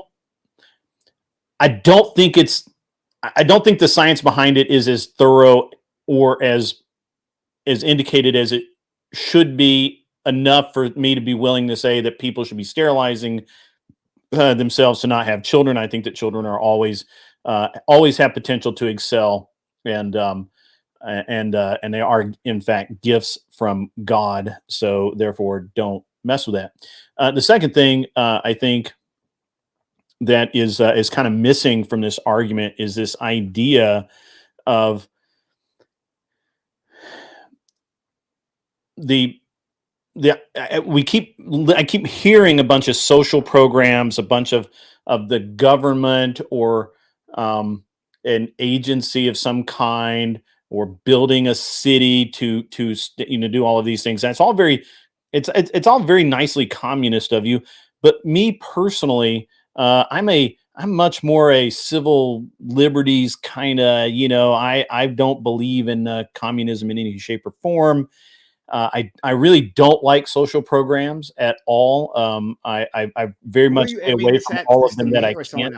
I'm sorry? Is this to Probably me? say it to me. Someone else? Where do you fucking find these people that think that urban planning is fucking communism? What the fuck are you talking about? It is. Great. Urban zoning is communism. Having strip clubs not next to daycares is communism. Are you fucking high? That's not what you said, bro. Good. I said you should design cities well in order to incentivize pro-social behavior. You were gaslighting like a little bitch. What does that have to do with communism? You, but please give good responses. Okay. Yeah, so what is communism? Can I asked Gibbs this question. Let me ask you. Let's see if you have an answer. What's communism? What is communism? Here we go. Yeah. It's a socialist structure. What's socialism? A governmental design socialist structure based around the idea that we're all equal and everyone gets something. And pardon me, I'm rambling now, and I'm also getting distracted. But yeah, it's socialism. What's socialism? Leads to communism. Depends on whether you want to go with Marxist communism or whatever. What's socialism? What's the uniform of the KKK? What does this matter? You couldn't answer this question. I gave you can't answer anything anytime, bro. You fucking dumbass. You fucking gorilla. We got to How about Grid answers the question? Listen, I don't want to hear about how big brain you are and how many definitions you're a fucking chimp. with your divine degree. All right, bro. Go find a fucking. Go find some vegetables. I can't even say 2 words about Connor Spurdy. It's pretty funny. Yeah, because you're a retard. I just own your soul is what it is. I own your soul. You can't get my name out of your mouth. How do you like the way that dictates? Hear about you. We got it. You're gonna die in 2 weeks from fucking diabetes. I don't give a fuck about you. Yeah, you. Hey, knock it off. Hey, knock it off. Thank you. Let's just move on, please. Like, we can do the insult thing. And you thought Scott had feuds. I want to move on. I want Grid to tell me what socialism and Marxism are. I want us to know. Find out your abs. I'm sorry. No. Hold on. It was one. You got a 1 point score. Shut up. We can move past this, and let's forget about the social Marxism thing or communism thing. We can move on, right? Then I'll make a point instead of asking a question. Okay. My point is that there is an entire archetype that Grid is nicer. He's new. That's fine. But Gibbs also fits, which is effectively people who think that any kind of government action whatsoever is socialism or communism. But if you ask them what Marxism is or what socialism is or communism is, they can't answer the question without having like a circular definition. They don't know what it is. They just know that it's vaguely left-leaning and therefore bad. And so as a result, you can't have a coherent conversation. That's assuming a lot. Because even okay, well then please tell me. Time says we should move on, but you can tell me at any point what you think that socialism is. What I think socialism is that is the government taking from one group and giving to another. Is that not socialism? Is that not one definition? Is that not one definition, sir? No. No, that's not. No, that You means sure? that every government that has existed in the history of mankind. Yes, is taxes are socialist. Can I? No, so that's very dumb. That's not It's very socialist. historically and politically Wait, ignorant. Connor, It has Connor, nothing to do so- with reality. Okay, I'm gonna respond to two things. Talk about your I'm reality. gonna respond to two things. I'm gonna respond to you, Connor, at this point, and then I want to respond to something Gibson or Grid said before. Connor, like I know, so the answer you're looking for is the one that left you say, which is socialism is worker ownership of the means of production, and communism is a stateless society, moneyless society in which the workers collaborate and eventually you maybe use the power of the state to form a vanguard party and control the means of production, but then the state will wither away because the inherent contradictions of capitalism will blah blah blah blah blah. Right? The reality actually is though. The reality actually is though, is like when Richard Wolff makes like the kind of meme statement of like socialism is when the government does stuff. He's right. Like that actually is what it is. And I know you disagree, but no, because this is a political definition, right? There is disagreement here as to what it is. Like because when you say like worker ownership of the means of production, right? Okay, well you can have that in capitalism. You can have worker co-ops in capitalism. The socialist wants to use government force, government authority to mandate certain hierarchical structures within the workplace. And also, you can talk to any socialist, and I will be mind blown if they don't make sweeping nationalization desires when it comes to healthcare. They want governments. Hold on. The government providing all healthcare, is that not the government doing something? And is this not like the focal point of every socialist party based off of your in the Western Hemisphere? Dude, I'm going to interject because you're just wrong, and on top of that, you're trying to steelman Grid and Admiral Dips where there's no steelman to be made. Hey, listen, trust me. I'll explain why you're all dumb. I'll explain why you're all dumb. It's fine. Finish. It's fine. I'll explain why you're all stupid. So when the feudal king good job, Mensa. 1,000 years ago taxed his levies and raised an army, was that socialism? Yes, I'm sorry. So socialism. Hold on. Before you more than one, you like outrage. Like, oh, I know you're outraged. This is the argument. This is the argument. You're being dumb. You're not being dumb to defend your two dumb friends. Nobody's being dumb except you. You're being dumb. I'm not. Stop cutting me off. And you're Stop cutting me off with allegations of me being dumb. And I can explain why I'm not dumb. Okay, I'm not steel manning. Let's hold on. If this, okay, hold on. Let's say. I'll say this. I'll say this. I think if any one of our conservatives can do this, I think Lactoid. I know Lactoid can. Don't be mean to them. What the fuck? Hold on. We gave him opportunities to actually say. Well, because what he's Brian. The reason. Brian. The reason why. There's a reason why. I'm doing it. I'm not going to do it now. But what I'm going to say is, in defense of why, is because what he's doing is a bad faith tactic, and he does this every time. He doesn't actually want to engage. He just starts screaming, "I'm big brain." I need to address that. You don't need to address shit. Shut the fuck up and let Lactoid the space to actually do this. So Lactoid, right? Please, defend your position. So for definitions of words is bad faith. No, I'll explain. I'll explain. We appreciate it. So what I mean by socialism is when the government does stuff, right? There is a reason why socialists universally, even at the beginning, right, except maybe like some anarcho-socialists who had like some really weird concepts of like worker communes in an anarchist system that never really came to fruition or whatever. I'm talking about like the actual socialists that we deal with like on a political basis. The reason why they're so heavily in favor of nationalizing industries like all of healthcare, they want that government run. That is nationalization. They want to nationalize all energy resources. They want that government run. All of their proposals are to increase state power and increase state control of the economy is because socialism really is when the government does stuff. And when you get more of the government doing stuff, this is more socialister, right? As Richard Wolff kind of ironically says, even though he's more right than he thinks. And when it does less, it's less socialister, right? And there is a certain threshold that you can hit in which we would call this, okay, this is a socialist economy, right? So when you have Cuba. Social means social. Yes, when you have Cuba, where it has like a large majority of like the economy is run a little bit less now, but especially in the past, a large majority of the economy was run by the government. This was considered a socialist economy. The government ran everything. And this was a socialist country. This was considered a socialist economy. And yes, they introduced some free market capitalism. I would still say they're over the threshold of being a socialist country. But if like they begin to give up more and more state power to private enterprise, eventually they might fall below the threshold, and I might stop calling them socialist. But this idea that socialism is really worker ownership of the means of production is like it's the leftist propaganda that they tell you to try and hide what they're actually doing. Let me try to marry these positions, right? Because why? I think because I think it's easy to do so, and then we can move past this because this shouldn't be the focus of the conversation. Okay. listen, right? As I like to say, and you always give me an opportunity to nearly every stream to say, everything is a spectrum, right? Everything can be placed upon a spectrum, right? We can have in this particular spectrum, one side that says like state power, right? And then one is like it was a private power or enterprise power, whatever you want to call it, right? Like however you want to do that. But there could be a spectrum where you have more or less state control.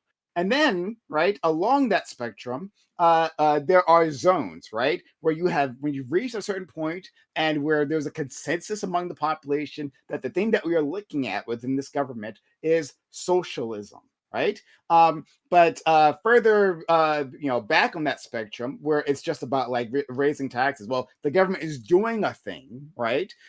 It's taking an action, but like I think what Counterpoints is trying to say, we wouldn't call that just because a king is raising army for taxes, through taxes. We wouldn't actually seriously call that socialism. That's not a useful definition of the term. Not even close. The fact that we're even entertaining this is fucking insane. The whole feudalism and fascism are not the same as socialism. Words mean things. Stop. Dude, Lactoid, you are pandering to these fucking morons. That's what I said. That's what you said. That's what is wrong with you. You not understand it. You invited me on a panel. I want to be able to talk on a fucking panel. Asking definitions of words is not bad faith, you fucking moron.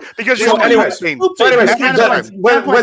when the monkeys are done chirping. Counterpoint. So let me talk to you directly, okay? Let me just talk to you. And then you can respond. You can respond after that, right? Sure. Counterpoints, right? So, like the idea that I put forth, right? Simply, like there are governments that display more state power and less state power, right? And along that lines, right, the ones that are farther to the end of that state power, right, to maximal state power, we would call those communist or socialist, right? And then further away from like using a state power, we wouldn't call them that. We call them something else, right? But they'd be still along the spectrum. What do you think about that? I totally disagree. I think this is politically ignorant. I think words mean things. So, as an example, the Islamic Republic of Iran is not socialist. It's an authoritarian theocratic nation, and they have a shitload of centralized control of the economy and the power. When we're talking about Spain or fascist Italy or Nazi Germany, they had incredible amounts of power over the economy and the military. And so authoritarianism is not socialism. And as a matter of fact, plenty of socialists, I'm not even a fucking socialist. I don't give a fuck. I think it's an abhorrent ideology. I think it always ends in disaster. However, words mean things. And the mere fact that Gibbs thinks that asking what you believe the definition of a word is bad faith just shows that he has the fucking raw intelligence of a fucking chimpanzee. That's like putting the blocks like into the right holes is a difficult task for this man because he hasn't been able to Google words in 6 months. Okay. Wait. Can I clarify something Connor said that's actually relevant to like the specific? I'll be on after that. Though. Okay, so let me ask you this: what would Iran's economy have to do before you would call it socialist? Fuck that. I'm going with my thing on Iran. Here's the best part about Iran. This guy just said, with a straight face, no lie, hey, this was his argument. Guys, words mean something. Then he said, the Islamic Republic of Iran, which is crazy because we all know what they're ran by. Basically the new prophet. They're a theocracy. Here's another one. Here's a socialist country you all know. That would be the Democratic People's Republic of North Korea. I bet they are what they would call People's Republic. I bet they're a republic, right? Oh, no, wait. They're a fucking socialist dictatorship. Yeah, and with almost theocratic tendencies to them. Guess what? It's crazy because he's going to sit here with a straight face and go, words mean something whenever we have stand-in words like People's Republic that are also basically stand-in indicators. This is socialist. I mean, I bet if we go look at Cuba, same thing. We can just go through all these different things, all these scenarios. And I can articulate why you're fucking moron right now. I don't give a shit what you have to say. I'm fucking talking. You be quiet for a second. The rest of us here, though, we can all understand that words have a complex litany of meanings that can be used in different circumstances. Like, for example, the earlier scenario with the bannerman, right? Okay, say, let's see which one's more socialist. I, the king, tax all my people and raise an army of conscripts, and we go out there. That's very socialist, in my opinion. As opposed to, say, I'm the banner lord of a king, and he calls me up and goes, hey, how many people can you bring to this battle? And I say, I have 10 professional people, and then I have X about whatever we cost you. Because these other people are paid for out of my own wealth, not from the people that were taxed and did conscript. Talking to you is like totally talking to different. a child, man. Well, go on. It's like talking to a middle school child. Calm down, the big brain. I'm almost done. Listen, and this is the best part about this is that we try to have these conversations. And probably you asked us what our definition of socialism was. The reason I choose not to engage whenever he does this definition debate game is not one because I can't do it, because I literally have a Black's Law Dictionary right next to me. I have 2 encyclopedia sets over here. I can use Google or Chat GPT to pull up my the information as quickly as Connor does. It still doesn't understand. You really should. But the thing is, I actually understand these topics, and whenever he does this, it's basically him trying. He basically is trying to. You have the understanding of the world. Basically, what he's doing is trying to. Basically, I'm you have the understanding of the world of a He's been talking the whole time. That's your understanding of the world. It's really entertaining. So he does this every time somebody else talks. What Connor does is he tries to yell over us, and basically he's mad because he doesn't have any actual argument of actual substance. I have plenty of He arguments. resorts to You're just too stupid to understand attacks, like calling him stupid in an attempt to discredit people who have an opinion different than his own. And it's really your argument was I could look up the definition of words, but I don't want to play your game of understanding words. Yeah, because you're playing That's a what fake you just game said for 5 minutes. You're pulling a bait and switch. Okay. No, it's not a bait and switch. It's understanding words. It's understanding words. That's what it is. Dude, I have more intellectual conversations with my 7-year-old about the Minecraft movie. Can you just answer my question? You about governmental ideas. Gasped you for air, and one of them just died. Calm down. Can I just get this is very directly like, let me ask you, Connor, what would Iran's economy have to do before you would call it socialist? Well, one, obviously being explicitly like intended to be socialist would be one, but then I would also say that the decommodification. Shut up, you fucking retard. Is it a republic? Is Iran a republic? Go back to the fucking forest, you fucking dumbass. Answer my question. He did this to me. Is Iran a republic? Okay. Words mean something. It's not a republic. Let's let Lactoid get his question. Okay. Anyways, you don't even know how to define republic, you fucking moron. Oh, but you know what? Iran has the word republic in the name. Words mean something, but you're just admitting it's not a republic, dumbass. So you're obviously agreeing with me that it's a theocracy. You fucking moron, because you don't understand the name of words. You don't. So is Iran a theocracy or a republic? Is Iran? It's a representative democracy. Oh, okay, Papa. Yeah, good one. I mean, they do vote in Iran. They do vote. They do. They vote in the DPRK. There's just only one party. Does the president answer to the Ayatollah? What the fuck are you talking about? Oh yeah, because if you know Iranian politics, you know the president is second to the Ayatollah of Iran. Yeah, but you can have that in the UK, which makes it an authoritarian theocracy that still has nothing to do with the fucking conversation, you dumbass. You just admitted it was a theocracy. Holy shit! Oh my god, what a dumbass. Gibbs. What do you think I thought it was before? Can exist at the same time. Gibbs. Both of these things can exist in this. Sure. Gibbs. And that's my point. That's my point, Prime. It's not a republic.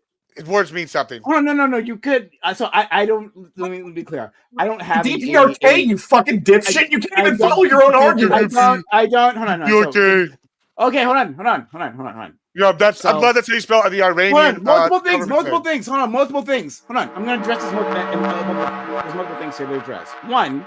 You can governments can be multiple things, right? And so, and I don't have a deeper understanding of Iran's political system. So if I say something wrong, I do apologize. But my understanding is they vote. They vote for a president. I believe it's called a president there. And then that president does answer to the Ayatollah. You're correct, right? But that doesn't necessarily mean that doesn't negate the democracy underneath, right? Sure. It just says the president has. Yeah, but at the final say is the Ayatollah. Theocracy, yeah, agreed, right? There's a theocracy, but underneath, like the thing that's like actually managing the government is something. Well, so you're saying, I know what you're saying, Prime. I know what you're saying, Prime. You're saying the exact same thing Lactoid is that, yes, it is a theocracy, but it can have democratic elements to it. Yeah, I absolutely agree with that. And that's why I'm saying Connor's words kind of argument is dumb as fuck, because, yeah, you can put labels on all sorts of shit. And, like, I could put my name up as best beef ever, and it doesn't mean it's actually the best beef ever. It's just total bullshit. Now, then here's something I'll agree with you, right? Talking about the DPRK, right, North Korea, right? They can have republic there, right? They have People's Republic, but then that doesn't actually mean it lines up with their actual definition, right? Because you can use words as branding, right? We can That's say my like we're a point. republic and then not actually be a republic, right? So that's the thing that happens as well. So we agree. Okay, so let's. I would love to see same thing with socialism too, which is I think you can part have. of Well, the and I was problem about with to answer Iran. I was about to answer Lactoid's question because he has an IQ over 80. Go ahead. And you have an IQ under 50. It's so over. whatever, It's bro. why know. start with 80? What the fuck? It's more than that. Come on, Can Connor. I know so- you're at least 110. It's fine. Counterpoints IQ makes Forrest Gump look like a genius. That's all I gotta say about that. But I'm literally by the smarter way, than he you. is in You're fact effectively a social. gorilla. I think It's actually it's like And- being in a room with a different species, Gibbs. It's actually fucking amazing. Counterpoint. So I think to address your concern previously, right? Because I presented you with a spectrum and you rejected that spectrum, and I think that's fine. I think it was actually right for you to do that because I think I simplified it too much, right? Because it's not simply an exercise of state power. There are more parameters that go along with it, right? But right, let's say this is like either a 2D spectrum or 3D spectrum or 4D spectrum, however many there is. Still, within that, we can understand there will be zones, right? And I can steel man Lactoid's question. I okay, can. go ahead. So basically, what you're asking me is that like at what point would I consider them socialist, right? And hold on, just so I can still man real quick. My criticism here is that it seems like my definition of socialism is more accurate, and I'm challenging your definition here because it would seem like if the Iranian economy became more public, eventually you would call it socialist, right? Okay, hold on. So I think that I do not concede that your definition is more accurate because I do not think that having a law enforcement department is socialist. I don't think having a fire department is socialist. I don't think having a public works department or a people who take care of the forestry. You're misunderstanding my that's argument. Socialist. I'm not. And by the way, I'll just go ahead and cut to the chase in reference to the Iran. Okay. So the point of socialism is the decommodification of basic human needs and workers owning the means of production, right? And so what I would say is if that food, shelter, and water were guaranteed by the state and then effectively like written into their charter and either subsidized to the point that it was provided or is like 99% provided, that would be one condition in order to be socialist. And then the other socialist thing would be like workers owning the means of production. There are governments like, so for instance, like the Soviet Union and the Maoist regime in China that said that the government controlling like industry is effectively the people owning the government. So even though that doesn't really fit like the exact socialist definition or whatever, I would view as complete control of the economy as sufficiently socialist that I wouldn't care to split hairs on it. Sure. Well, let me just I guess so. Iran under the constitution guarantees shelter, it guarantees food, and it guarantees water. 40% of their economy is publicly owned. Maybe 40% is not quite at the threshold, but it used to be 80%. I would consider 80% with the three prior things that you talked about. I mean, that's basically in line with Cuba, isn't it? Well, not only that, but also there were strong elements of argumentation from like the Mossadegh regime during like the 60s and 70s that they should be socialist. And there were socialist revolutionaries that were fighting alongside the jihadists. The reason why I think that it's important to make this differentiation, though, is because Islamic theocracy is different than socialism, and fascism is also different than socialism. So we should make these distinctions. Here's just like I don't know. This might just be like a fundamental disagreement we have. I don't know if I'm going to like get you to this, but for me, like a country's economy could be more or less socialized, and when it hits a certain threshold, I would consider it to be socialism. And so in Iran, if you had, which you did have, right, a constitutional guarantee to shelter, water, food, etc., and then you also had like 80% of the economy being owned by the state. And sure, you can say that a lot of this enough. Hold on. You could say a lot of this was being like maybe pushed by the socialist allies of the jihadists and et cetera. Except the jihadists wanted maybe some different like social mores and traditional like leadership, which they did, right? I buy all of that. But like you can have authoritarian socialism, you can have theocratic socialism, you can have like a fascist country with a socialized economy. All these things are not necessarily in contradiction.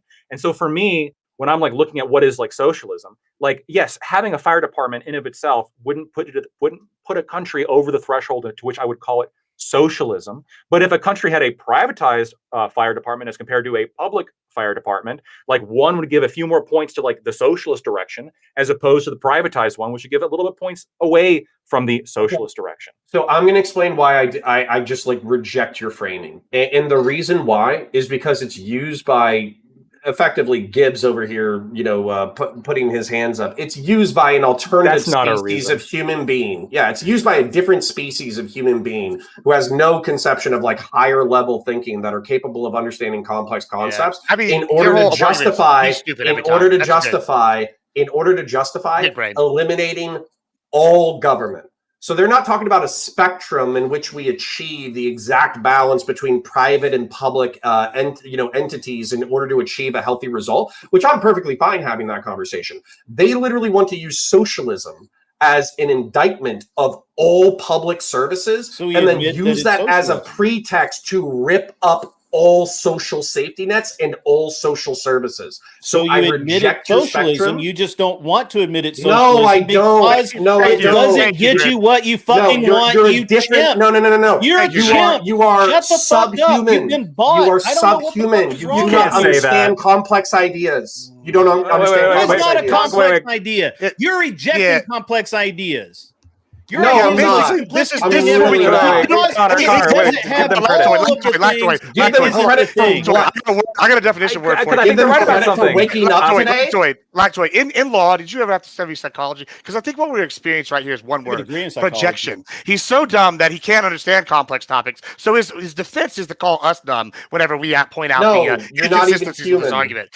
Subhuman. That's a very Nazi argument. Do you have your white pointy hat anywhere? Because that's what I'm waiting for next. Yeah, I'm more racist than you. I also believe in eugenics. I still think you're a massive retarded piece of shit, and I wish that you would get a vasectomy. We got a racist eugenics guy here. That's good, guys. If you poison the human race with your genetics, it will make the world a worse place. This might be TOS, I think.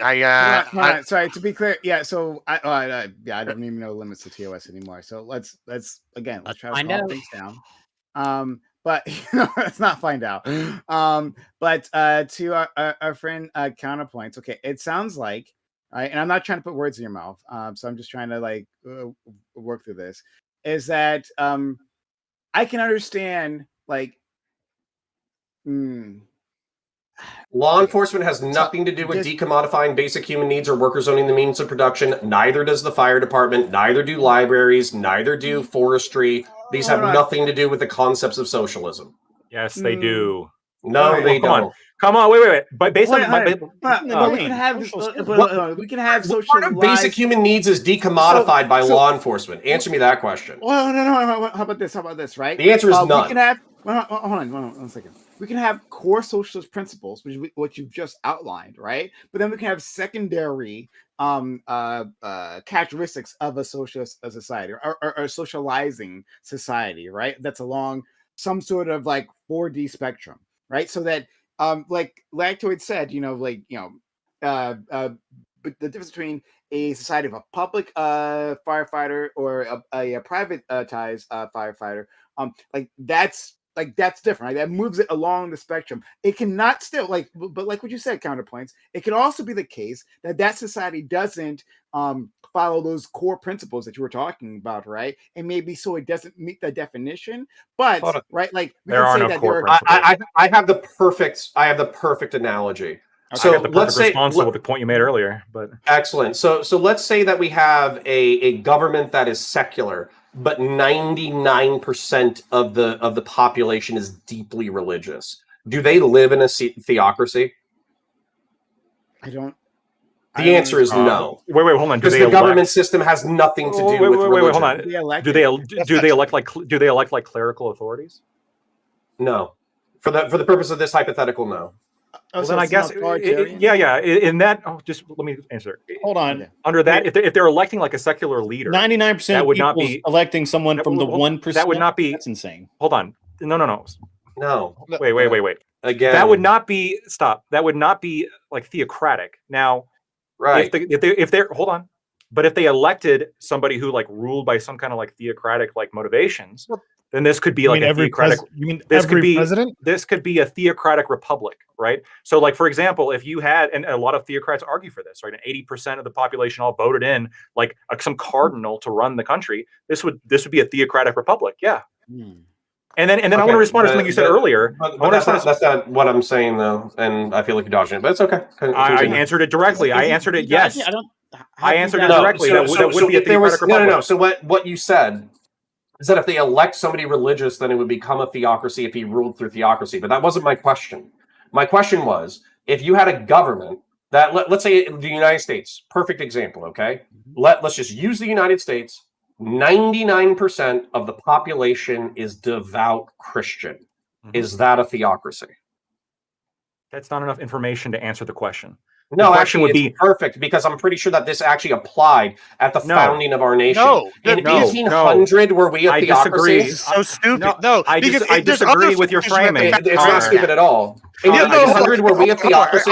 If we had 99% of people are in this country, right, and they all vote and they go, sure, on the surface, if the only information you're giving is 99% of people are Christian and they're voting in an election, and we don't have religious leaders elected for religious specific purposes, sure, that might not be a theocracy. However, if we have 99% of people go and vote and they elect these people, and they might not be religious in name, but they enact religious laws like, oh, well, we're a democracy, and we're going to say, hey, I'm going to require everybody to wear our religious accoutrements. Do you think then that would be a theocracy. But if you're using just the information, 99% of people are Christian, and then they vote, that means it's not by default whatever. Like, this is just a stupid thought exercise with not enough information, and Lactoid's absolutely even correct. stupid. Literally, the year 1800 perfectly demonstrates exactly what I'm asking. No, it's Connor, incomplete. It's incomplete. Hold on. If 99, let me just, I'll ask you a question that'll demonstrate I'll ask a question why your question is incomplete. Okay, if let's say the 99% of the devout religious people, let's say they elect an atheist, is this a theocracy now? No, I mean, the obvious answer would be no. Right. Because we need to know how the person is going to rule as opposed to what the people believe. A theocracy has to do with a theocracy has to do with the type of government, right? It has to do with the motivations of government. And the motivations of government are, and we're talking about how boards have meetings, right? Theocracy is quite literally ruled by God. This concept that like God is ruling through like a clerical You're right there. I'm about to bust. You're edging me. Yes. So now do this for socialism. Stop for a second. Socialism and theocracy are not comparable. Socialism is an economic system. Theocracy has to do with the motivations for a governance structure. No. Stop. Yeah, I know you disagree with this, but I have to explain this, okay? Okay. So when you have, it's not enough to say, well, 99% of the people like elect an atheist and all of a sudden this is a theocracy, because it has to do with how they govern. By the way, in the same way, where if 99% of populations was hardcore socialists, but for some reason they implemented some hardcore capitalist system, then that would also not be socialist, even if all of them voted for this. It actually has to do with what the policy is. Now, Connor, when you asked before, I need to answer this question. When you asked before, law enforcement, like this isn't like any kind of contribute. This is, what does that have to do with decommodification, right? Public law enforcement actually is decommodified law enforcement. There is commodified law enforcement called security agencies. That is commodified law enforcement. You have decommodified, which is police, not a basic human need, and you have law and order and safety, not getting shot. I mean, you can argue about whether or not there's a human need. Yes, and there's enough generally of an speaking, argument. Talk about food, water, and shelter. Yes, generally speaking about that. Well, no, but you could even argue over shelter, right? You can live in a tent or live even without a tent down on Florida. You could live for how long? I mean, yes, you have water. I agree. Like water is the most basic commodity. But then even for food, there's an argument as to what level does this need to be provided. We just provide neutral loaves to every citizen. Stop. I'm going to argue, and I think you already know this to be true. We do not live in a socialist society, despite having billions, maybe trillions in social services. We live in a very socialized economy. That's not what I said. I said we don't live in a socialist society. Can you say that? I agree that we are below the threshold to the point I would. Stop. So fine. I've explained myself on my definition of the threshold. If America gets to a certain point, we will become socialist. If we make all healthcare free, if we make all housing free, if et cetera, if we nationalize a bunch of industries, basic human needs, eventually own the means of production, then we currently have food stamps. That's decommodifying, right? If we currently have Section 8, that's to some extent that's decommodifying. We have a bunch. We have Social Security. We have all sorts of shit that is to some extent decommodifying because it's redistribution to people who otherwise can't afford it. We have fire departments, which is decommodified. We have police agencies, which is decommodified. We have plenty of decommodified shit. I just don't think that enough is decommodified yet for me to call it a socialist country, but we are a mixed economy. Black We're Boyd, heavily would you not socialized, call it a and there's a lot of socialist program? socialist.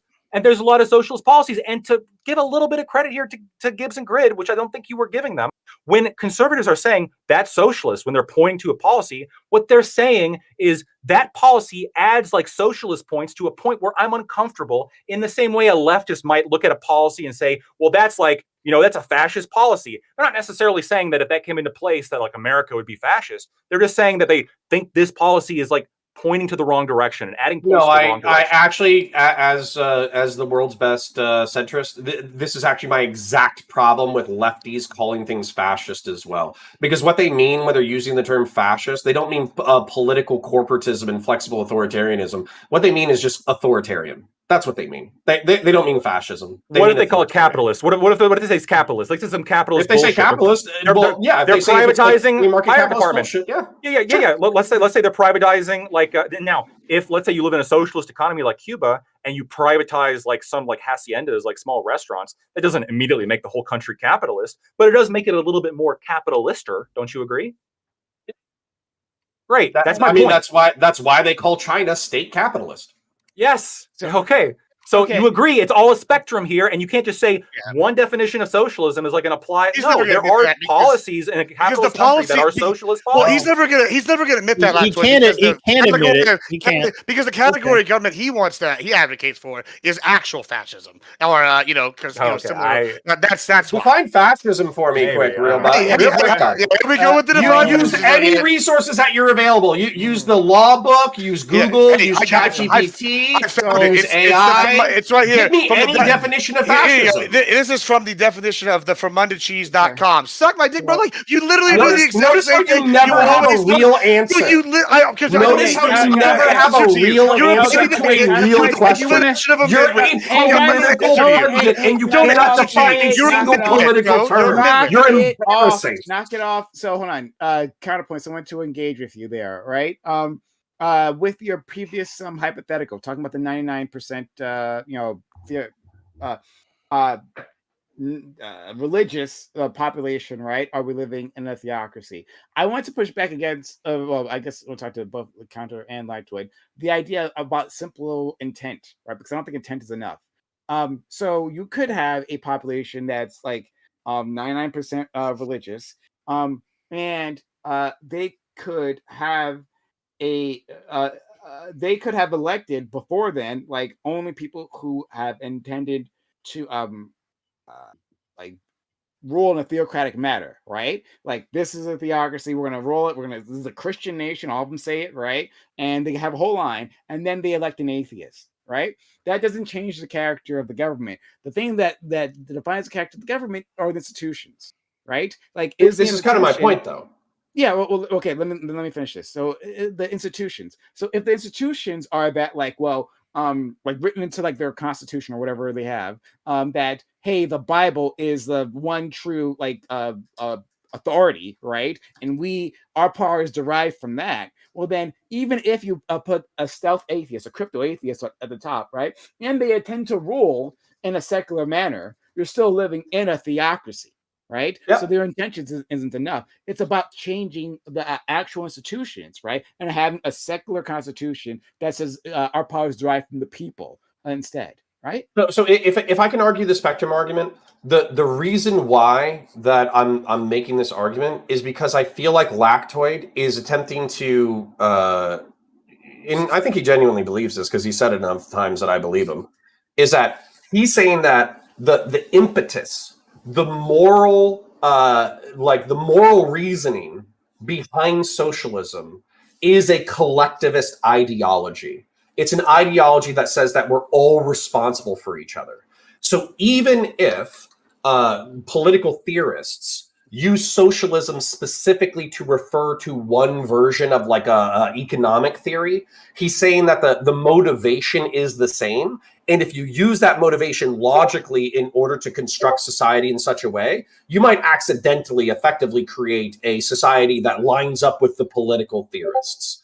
I understand his logic, but what I'm rejecting is the use of the word socialist in order to describe any government function, because I effectively feel like no real political historical analyst or commentator would ever say that feudal Europe was socialist. They would laugh at the mere mention of that conceptually. I wouldn't say. Hold on. Do you agree? No, not by my logic. No, hold on. Two things, because that was a horrible misframing. I already specifically said that if it doesn't hit the threshold, you wouldn't call it socialist. I definitely think feudal Europe had certain policies that could be considered like socialist or socialist leaning, but overall, I wouldn't say that most feudal states would hit the threshold. Why didn't they call socialist policies at the time? There's a couple things I got to address. Prime. When you brought up like the atheists, I 100% am fully in line. This is what I was talking about before when I said it has to do with the policies, right? The reason I use like the electing an atheist example is not because if they elect an atheist, all of a sudden it's not a theocracy. It's because Connor was saying, well, if 99% are devout religious people, then what is it? And I just gave a simple a simple rebuttal of, well, what if they elected an atheist? Like, what if they elected if it's not based on like the beliefs of the person in charge necessarily, and it's not even based on the beliefs of the population. I agree with you. It does have to do with the policies, and I guess the institutions are arguably the same thing as the policies. I think you could argue. I have a slight pushback, very slight pushback. Okay, well, can I before I forget, okay. Connor, the last thing I want to say. When I said Cuba is opening privately owned restaurants like haciendas and stuff, that this is more capitalist-er, right? You agreed with that statement. And so why is it so hard? Why is it so easy for you to accept that? But when I say, well, when a capitalist country like socializes a specific service, that would make it a little bit more socialist-er, like you struggle with that. Why is it only one way but not the other? Let me. Can I respond quickly, and then you can go, and then I can write it down as a question. Okay, sure. Just quickly, Lactoid. Very slight pushback, right? When you appoint the atheist, the crypto atheist, or maybe not so crypto atheist, to that position, right? And they start instituting policies, more secular policies, like that. Would not automatically demolish like the fact that it's a theocracy. It'd make it less theocratic, though. It would make it less. It would start making it less. Yes, right? Exactly. That's why I'm trying to. But I'm trying to draw a distinction between simple policies, right, that are being passed within an administration to institutions, right? Institutions are the workings of the government, right? Policies are more like the directives of the government. And if the mechanics haven't not changed, necessarily. Right? I see what you're saying. It's a tough distinction, right? It's a tough distinction and not being clear. But this is what it's a distinction that I don't even like. I'll just say going forward, like policies and institutions. When I was talking about policies, I was sort of like incorporating both. You get where I'm going with this, Prime, which is that if like they start passing like more and more secular policies, they're becoming less theocratic over time, and eventually they may hit a threshold in which we would no longer call them a theocracy. And you could have a secular country adopt more and more theocratic policies over time, and maybe they'll go over the threshold and we'll start calling them a theocracy. Exact same concept when it comes to more socialist or less, like more capitalist. Exact same dynamic. So I hear that, and so to counterpoints, and then we'll let counter respond, and we'll go to Gibbs, right? Counterpoints. So you had a problem, and I understand your problem. I definitely do. Talking about like, hey, like when we just use the same word, socialist, to describe these aspects that don't have to do with the core, like the core principles of the ideology, right? Then they can simply be used to say that, well, all government is bad, right? Because we have this structure that's vaguely socialistic, and so let's get rid of that. And it muddles definition. I hear you, right? I don't think that's an invalid point. Would it be better if we simply called it something else, right? Like if we said like this is more collectivized.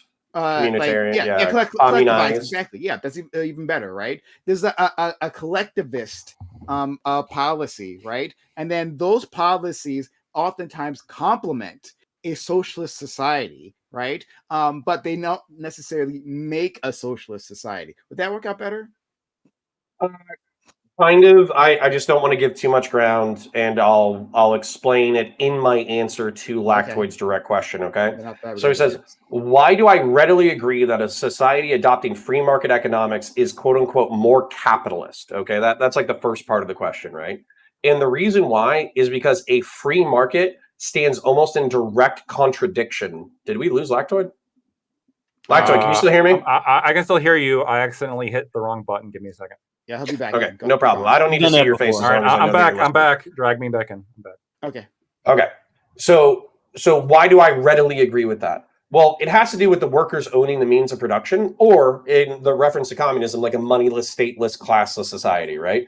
That like free markets are a principled contradiction to socialism or communism as ideology. Whereas I think Prime asked if I would be more comfortable if we use the term collective. Collectivist social services is not a contradiction to capitalism. As a matter of fact, if we look at it could be to anarcho-capitalism, it could be. However, if we look at every major capitalist society that has ever developed in all of history, or if we look at fascist societies, or if we look at theocratic societies, almost every single one of them has some collectivized social service. So as a result, I wouldn't say that this is like like an immutable characteristic of a socialist society is collectivized services. Almost every complex human society on the planet has collectivized services. Yeah, nothing you said again contradicts the logic that. Yes, it does. No, it doesn't. A free market, by definition, violates socialist and communist principles. Here's the clear, the very easy response is that, all the examples you brought up, every capitalist economy has some levels of socialism, which I would agree with. I will. That's terms of service. Okay, that's fine. I'll keep it to myself. Go ahead, Gibbs. So I'll eat a piece of metal on stream. I'm going. All right. First of all, there's also the aspect that we should Occam raisin with this a little bit, right? Is that the word hadn't been invented yet, right? So let's look at the word technocracy, right? I think we started seeing some uses around 1920s. It didn't really get put into use until 1938, right? Here's what's interesting to me is that we can go back and we can see policies on things that are this was a technocratic policy. For example, I'll give you another one. What about an algorithmic government? You know what that is? That's an AI-ran government. I know Connor doesn't know, so I'll tell y'all. But we have an algorithmic ran government. Like I'm dumb, and it's ran by listen, you're a midwit, we know. Anyway, so moving on, an algorithmic government we could go forward, we can see, once one's invented possibly, we can see, these are aspects, these are policies that are algorithmic. We have the AI started to run the investment for Social Security or something. Well, that's an algorithmic policy. These things can absolutely be socialist policies because they have those characteristics. Just because you don't like that definition and you don't like that this is a socialist aspect because that's what you want for all of society doesn't make your little narrow definition the end all be all, and that's why it's really stupid. Yeah, spell Occam and then spell algorithm. Hey, how about you spell cocksucker and then look up the definition and see the picture and that's you? I can spell cocksucker. COCKSUCKER. Can you spell Occam? Can you also clean off Destiny's jizz off your mouth, bro? Because you've been sweeping harder than my maid sweeps my house. Why don't we do this? Why don't we move past this conversation? I think we got it, right? We see where our battle lines are drawn. Okay, right? No, Connor's being obstinate on this. It's the frustration. Here's what it is. Here's real quick. He's being bad faith and calling people. No. This is what it is. He's wrong. My definition makes perfect sense. I don't think that you can draw any kind of real delineation between some socialized decommodified services and others based on some kind of qualitative nature. When already we live in a country. When already we live in a country in which firefighting, police, food stamps, etc. All this shit is aimed towards common good, and we have this within a capitalist economy, but it also are hallmarks of a socialist economy. And if we were to remove them, we become less socialist and more free market capitalist. What I think it is I think really what it is, Connor, is you really get frustrated with a right wingers calling shit socialist that you think is the essential elements of a functioning government, and you can have that position. There's nothing wrong with that. I just think that you just have to accept that those basic foundational things that you think is necessary for a functional government make your government a little bit more socialist than a government that didn't have these kind of policies, right? A government that had no food stamps, had privatized fire services and security guards only would be way more free market capitalist than America currently has. It'll also be like, would you at least agree with that? But is there any society that God, exists like that for you to like make? Yes. Like, sure, it would be less socialist, sure, but like if every single capitalistic society exists in the way that we're saying that there's at least minimal social services, because that's just how advanced societies work. I like that question a lot, brother. Let me tell you. So I drove by the volunteer fire department this morning. We don't fucking need the state sponsored fire department, motherfucker. What? Also, by the way, what? We don't need it. Okay, so like what happened? Counterpoint, you cocksucking son of a bitch. You live in a fucking city of 50 people. It's okay. You just fucking say, dick I sucking want fucking socialism moron. in my You life. fucking That's dipshit. bro. You fucking Yakubian ape. You fucking moron. That's like hold on. No, it's you. You don't understand words. You're incapable of spelling or defining them. You are incapable of interpreting them spell in the proper Occam. manner. Spell Occam. What's more likely? Everybody else is stupid, you or just you're fucktard? stupid? It's just you. At least you Googled it first. That's good. Okay. I didn't fucking Google shit. Sorry, hold on. Oh, hold on. You Googled it, you pussy. Sorry, hold on. I got multiple. Eat some more crayons. Hey, we got a soul apologist over here. One second. I got multiple super chats. From Nice. Okay, so let's go through these. Hopefully you're still here. Hannah. Gibbs has donkey braids. That's $2 from Hannah For dinner. Literally no one worked harder than Gibbs arteries. $2 from Hannah. No one is. Those are good. Those are good. I want to give them credit. Those are good and original, unlike this dumbasses. Okay, and then also we are all dumber listening to Jabba the Hutt here. Okay, so Hannah, that's how you do it, Connor. That's how you take notes, use originality, or chat GPT. I know that's your friend. Hannah, Hannah's my friend. Around. Whose friend? Hannah's my friend. She's one of my chatters. Oh, okay. She's just being mean. I'm biased. What the fuck? I'm not sure if Hannah is still in my chat. Any so sweepers. Make sure. Fuck. That's make sure she knows that I read her super chats. Because this was a little. Send her a Discord DM. Please do that. I don't want her to think that it was all wasted. To be very clear. Okay, thank you so much. That's we have her nudes. But no. I think Gibbs is a wonderful individual in his own way. That's my personal opinion on Gibbs. That's my response to that. And I like all of you in different ways. So fuck. It's all a spectrum, right? Everything's it's all a spectrum, right? It's all a spectrum. Beautiful people. Let me know. And you all offer something differently. And so counterpoints, right? Like I don't know. Well, I think that look, the battle lines have been like clearly drawn here, right? Like counterpoints has this position, and Latchwood, you have your position, right? Like I have my correct position. Yes, thank you. I also have my correct position. No, that's not the way. Everyone my has position their is correct perfectly position. correct. Spell correct right now. CORRECT. Did you say one R or two? Wow. He said two R. He said two R's. Yeah. Okay. I'll give you. He likes using the hard R though. That's fine. Okay, but yeah. So everyone, I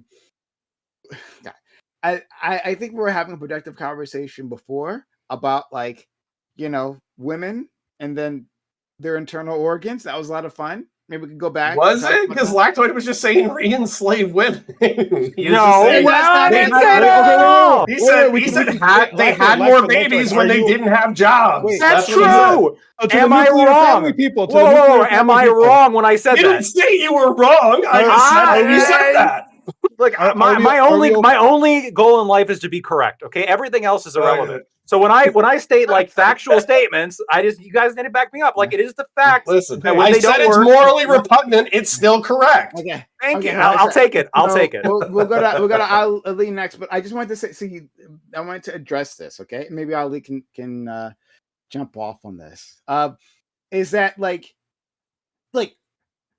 this is why this is one of the reasons, one of the many reasons why I don't give a fuck about like this like population growth mentality. One, again, populations respond to all kinds of environmental factors, right? Maybe they don't simply respond to, like as you guys said before, monetary incentives, right? Maybe if we just give $5,000 to mothers every time they have a child, right? Or a tax credit or whatever it might be, right? That it won't significantly incentivize them. Well, whatever, right?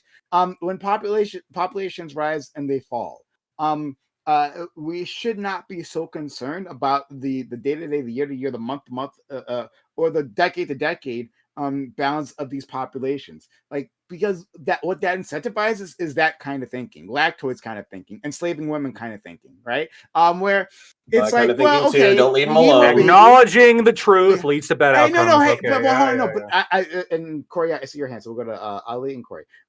I acknowledge what you're saying. That, like, I think it is the case, unless someone can present me arguments that say differently, that when women are in more desperate situations, right, they're more likely to have children, right? Like, to your point, right? If you put them in slavery, that's another good way to get them to have a lot of kids, right? Sure. Good point. But I know, lactoid. I know that's not what you're saying. I'm not trying to put words in your mouth. I'm not. Thank right? you.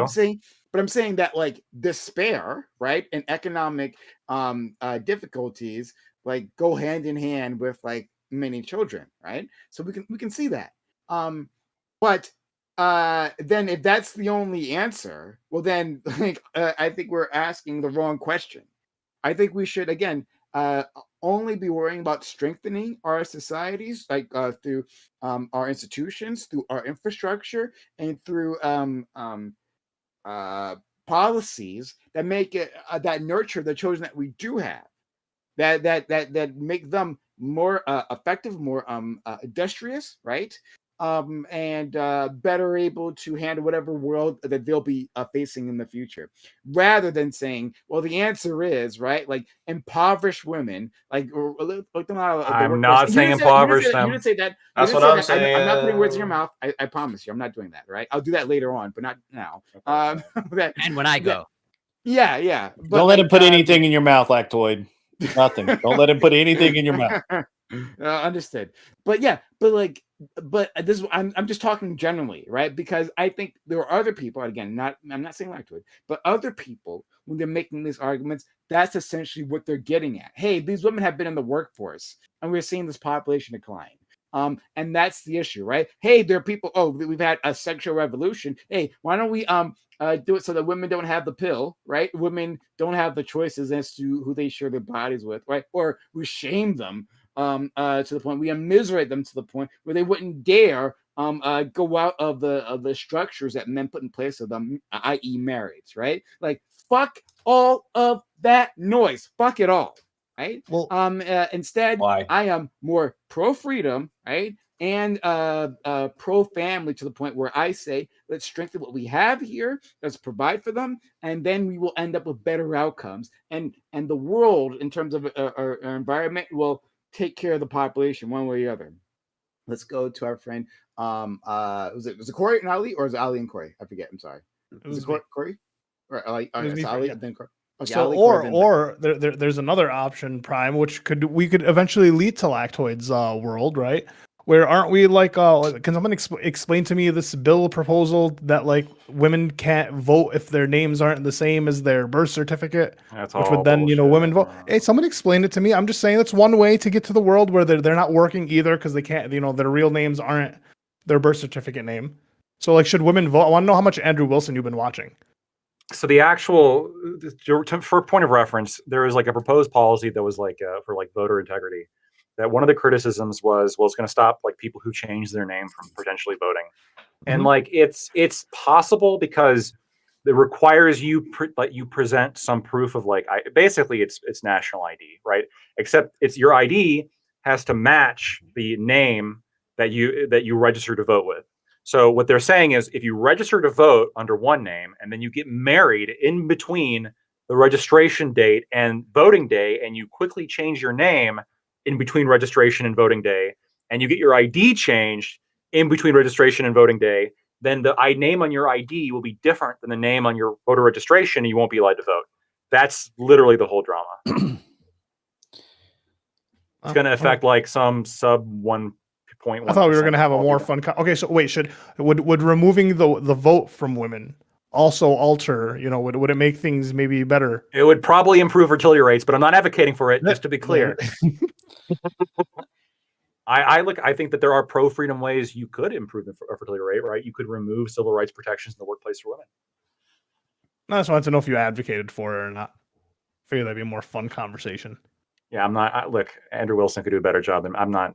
I don't agree with that. He does. He makes an amazing point. I mean, I know the talking points. I'll go at you. I would limit voting on other metrics.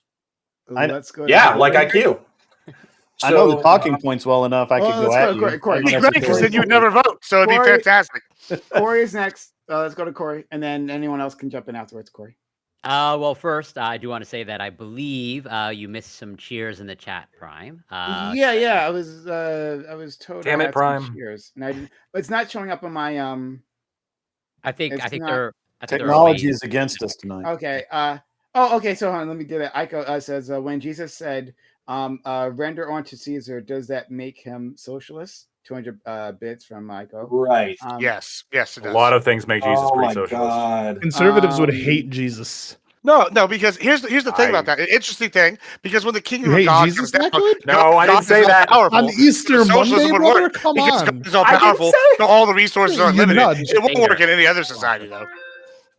And I also do want to say you touched upon it, Prime, and sort of this is sort of an indirect response to lactoid in terms of women and less children. Where I think something that sort of I think gets overlooked is I can only pretty much the aspect of choice, where it's like I think it's totally understandable that when women have more choice, they choose not to have more children. And this is just anecdotal, but I think I think it's not an uncommon experience where. My grandmother, as the example, my grandmother had 5 children, which I'm grateful for because I wouldn't be here. She didn't have those children. But I'm pretty confident based on what I know about her, she didn't want to have 5 children. And she was essentially, forced to have 5 children in certain respects. Yeah. And so some people who engage in this conversation, right? Some people would say, well, that was a kinder, gentler world where your grandma, right, through economic desperations, through the fact that and I don't know the exact situation of your grandma, but like she probably couldn't have supported herself on her own, that she was trapped within an institution and would face massive social stigma, like the institution of marriage would face massive social stigma if she left, right? I don't know how your grandfather might have treated her, but if she was abused, Not good. right? I can be clear about that. Not good at all. Then that was a time where she would have had a lot harder, less ability to extricate herself from that situation, and that choice would have, and in that situation, made different choices for them. Right? Some people think it's a happy ending, where we simply, encourage marriage, where we strengthen marriage. By that we mean take away take away the policies, the exit paths from marriage, right? And 2, simply herd everyone in there into this institution as the answer to our general societal problems, right? Rather than dealing with anything else, simply saying we just need to put more people within this institution, and that'll solve things. That can I offer a pronatal solution? Yeah. So effectively, we have this problem where we have. I'm going to be mean because it's been a mean panel. Fucking degenerates. He's starting now. Just starting now. We have these fucking degenerates, antinatalist fucking degenerates. Prime's okay, but Lactoid and Gibbs can go fuck themselves with their fucking motorcycle, cheeseburger, cocaine, fucking doing fucking. I don't do cocaine. Bullshit. Stop lumping me in with the fucking snow. I don't do that shit. You should. It'll be more fun on the motorcycle. I promise. You gotta I was just about to propose an actual policy, a $5,000. No, I do have a real policy. Motorcycle. That's how we solve the fertility crisis. I suppose a $25,000 motorcycle credit. I think free cocaine for everybody will increase fertility, because not at first, because it decreases sperm count, but more people do it, it'll lead to more bad decisions with each more children. All right, so the actual the serious thing is, I think there's going to be a pronatal core. I think that the no offense to anti-child people, but I think that you guys are effectively going to be the end of your own bloodlines, and who's going to be left are the people that are more pronatal. As a result, we'll probably see a stabilization of the population.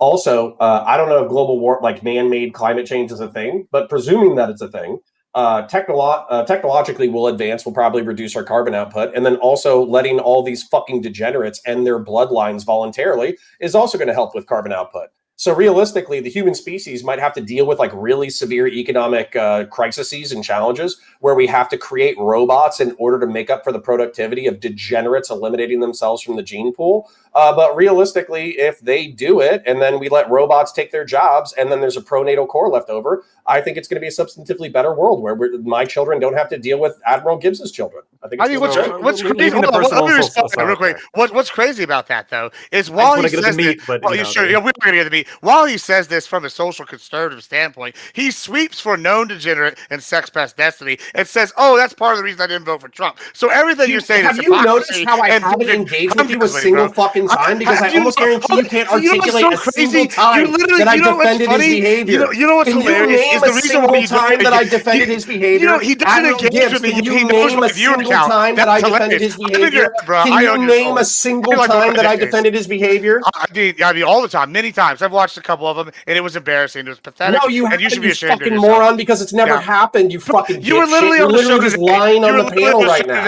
Literally on a show today. So I defended leaking homemade pornography. You have an audio clip of me saying that leaking homemade pornography is good. You have that. History nonstop. You've made excuses for him. We've all seen it. It's pathetic, and it's honestly sad because you sat here and tried to say with a straight face you had integrity, and that's why you didn't vote for Trump. Can you name a single time that I said leaking homemade sex pornography is a good thing? Person, honestly, it doesn't. No. You're a fucking piece of shit, and I can't wait for you to die. I'll go to your funeral just so I can piss on your fucking grave, you piece of shit. Good. I hope you do. Because I can afford good medical care. I'm like you. Hold on. Gibbs, you made a claim here. You said that we've all seen. Yeah, go watch any. It's all over the drama channels. We've all seen it. No, it doesn't exist. You're making shit up because you're a fucking lying moron. Hold on. You said we've all seen him make excuses for Destiny.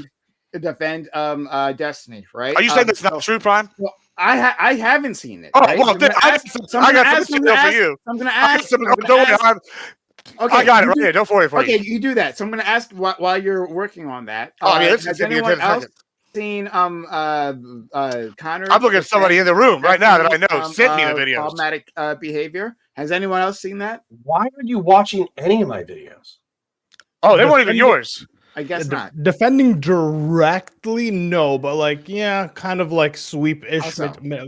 How so? So he's the one personally, if this is what we're going to do, personally, Connor, this is a situation that hurt me. Your online situations hurt me a little bit because I looked up to you in terms of like the online stuff. The kind of standing by him and kind of being like, it's not as bad, and kind of giving the legal defense to the thing when understanding that socially his actions were a bit like, nasty, is kind of like the sweep that I think people are talking about.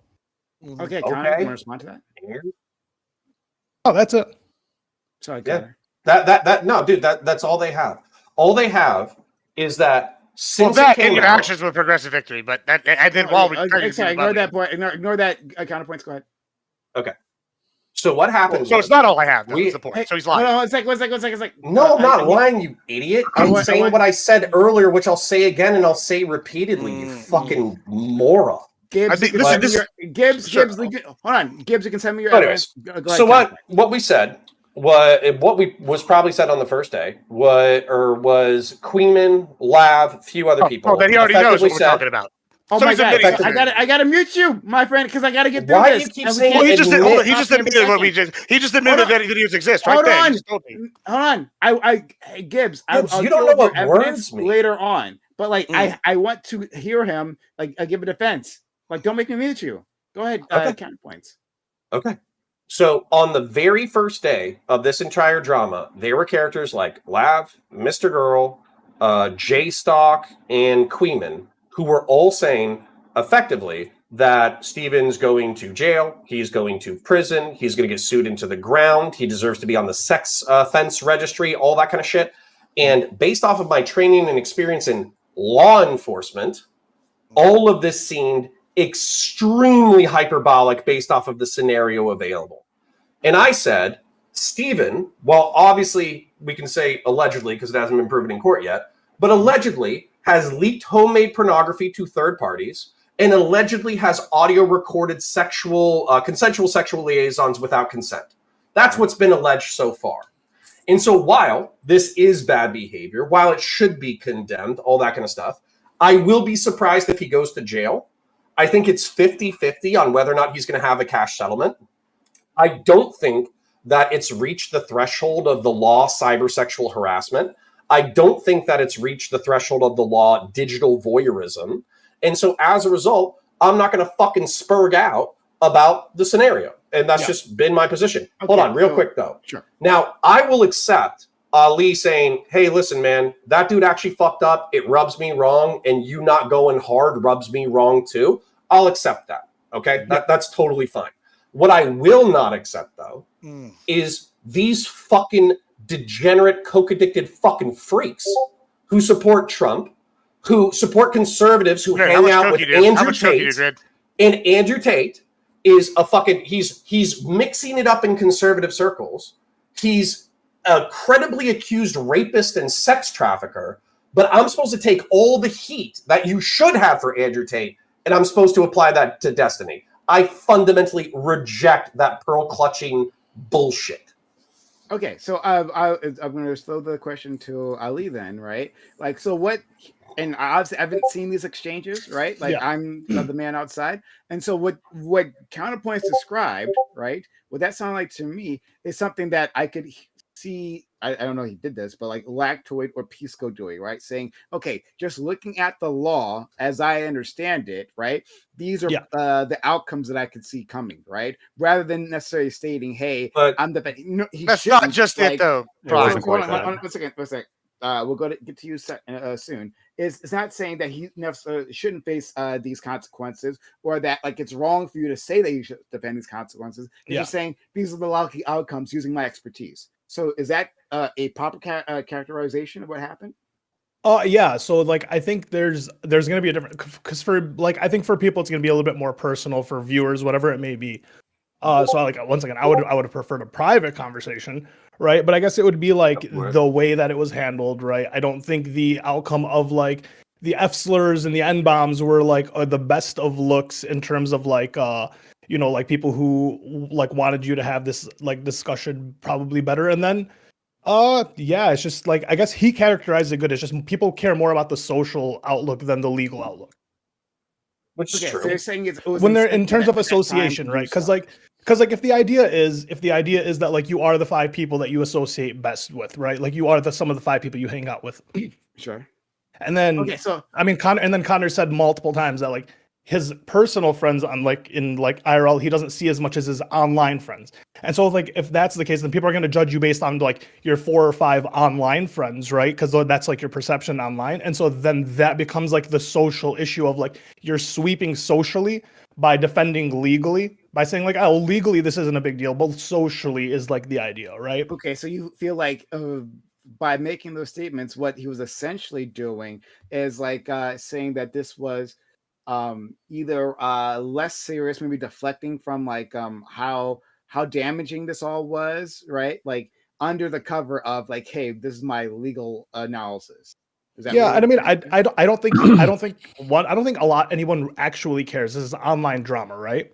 Yeah. And to like once again everyone's argument is that like Destiny's a leftist, and then the idea is that like he's politically advantageous.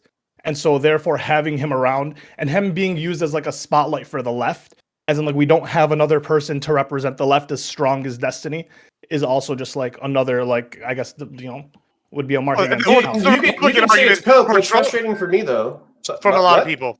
That's what Republican arguments from Trump, a lot of people say. So basically what I'm saying is he's got no moral integrity, right? This is the point. I've said this from the get-go. It's not just the Destiny sweeping. It's all of it in general. I'll make a point about this. It's all of it in general, right? If you actually were a never Trumper and were a conservative of any moral fortitude, you wouldn't have worked with now Midas Touch or whatever, which is ultra leftist, versus a Progressive Victory, which is ultra leftist, to fight against. You don't even know what leftist means. You fucking talking and then say shit. First of all, you've worked with both the ultra leftists. They're all leftists. You're not even the same articulate your argument a bit better. You sound like a Nazi, subhuman.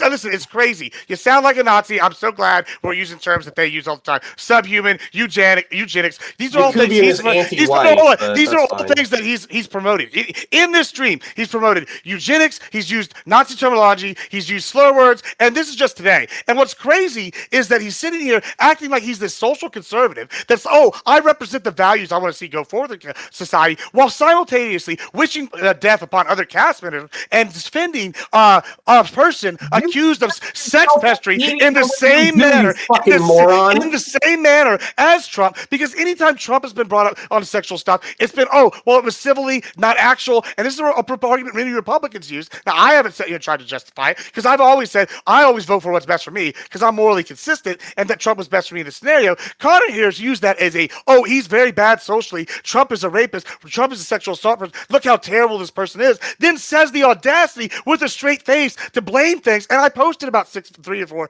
videos in the thing. And no, some of them are secondary sources where they have the videos of Connor saying these things in them, so that he basically, because he deletes them because he knows he's a hypocrite, and he'll sit here and say, hey, this thing is this, and I'm going to be a hypocrite, and just go. So Gibbs, because you don't understand words, we're going to go ahead and do this. We'll go ahead and do this. Gibbs, I understand. So having a position and then violating that position is hypocritical. So can you articulate my first position, and then can you articulate the violation of that position? Can you articulate okay, so saying you're conservative and working down ballot against conservatives on every issue and working for 2 leftist organizations indicates to everybody that you're not actually conservative, because once these people are in office, they're going to stay in office, because we all know incumbents have an 83% advantage in running. So apparently nothing. What do I want to conserve? Well, that's the point, is you're progressive. Gibbs, what do I want to conserve? And you're a wolf in snake's clothing. You're a hypocrite all around steak salesman. And so it's funny that you're calling me a terrible person. I've asked you multiple questions. I've given you multiple. What do I want to conserve? Not a conservative way of life in America. That's for damn sure. Unless by conservative, what do I want to conserve? 1930s Germany, which is what you actually promote for. Gibbs, shut up and answer the question.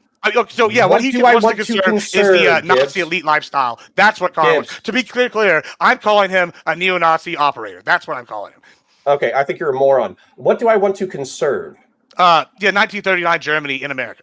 No, I want to conserve the Republic of the United States. That's what I want to conserve. Do you have any thoughts as somebody who votes in your best interest? As somebody who votes in your best interest, can you articulate to me? He brought up entertain. I don't even give a shit about entertain. Can you articulate to me?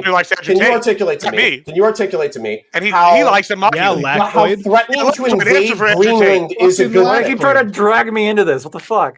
No, can you articulate to me how wanting to invade Greenland and evaporating our soft power? Can you articulate to me how any of that is good?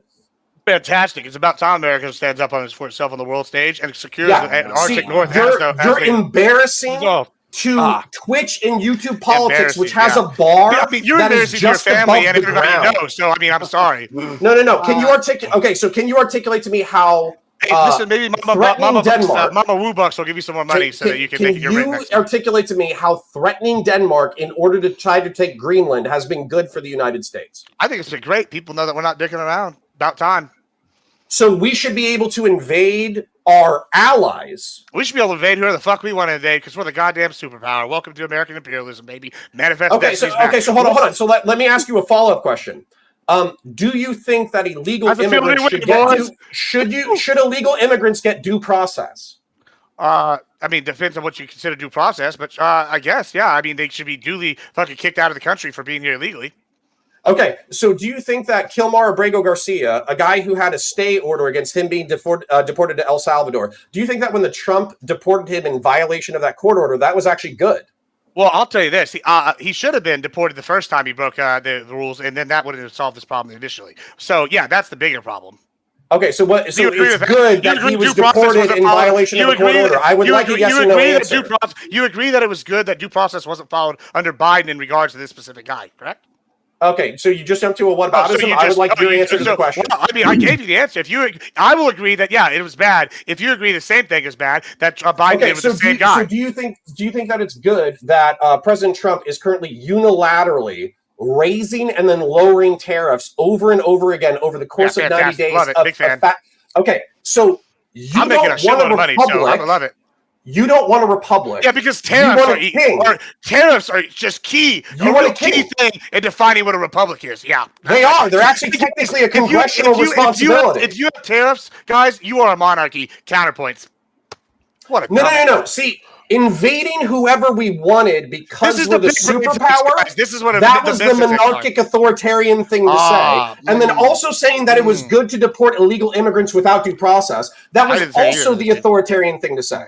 So no, you've already said 3 times for authoritarianism because you don't know what the word means. You literally said because you're a moron.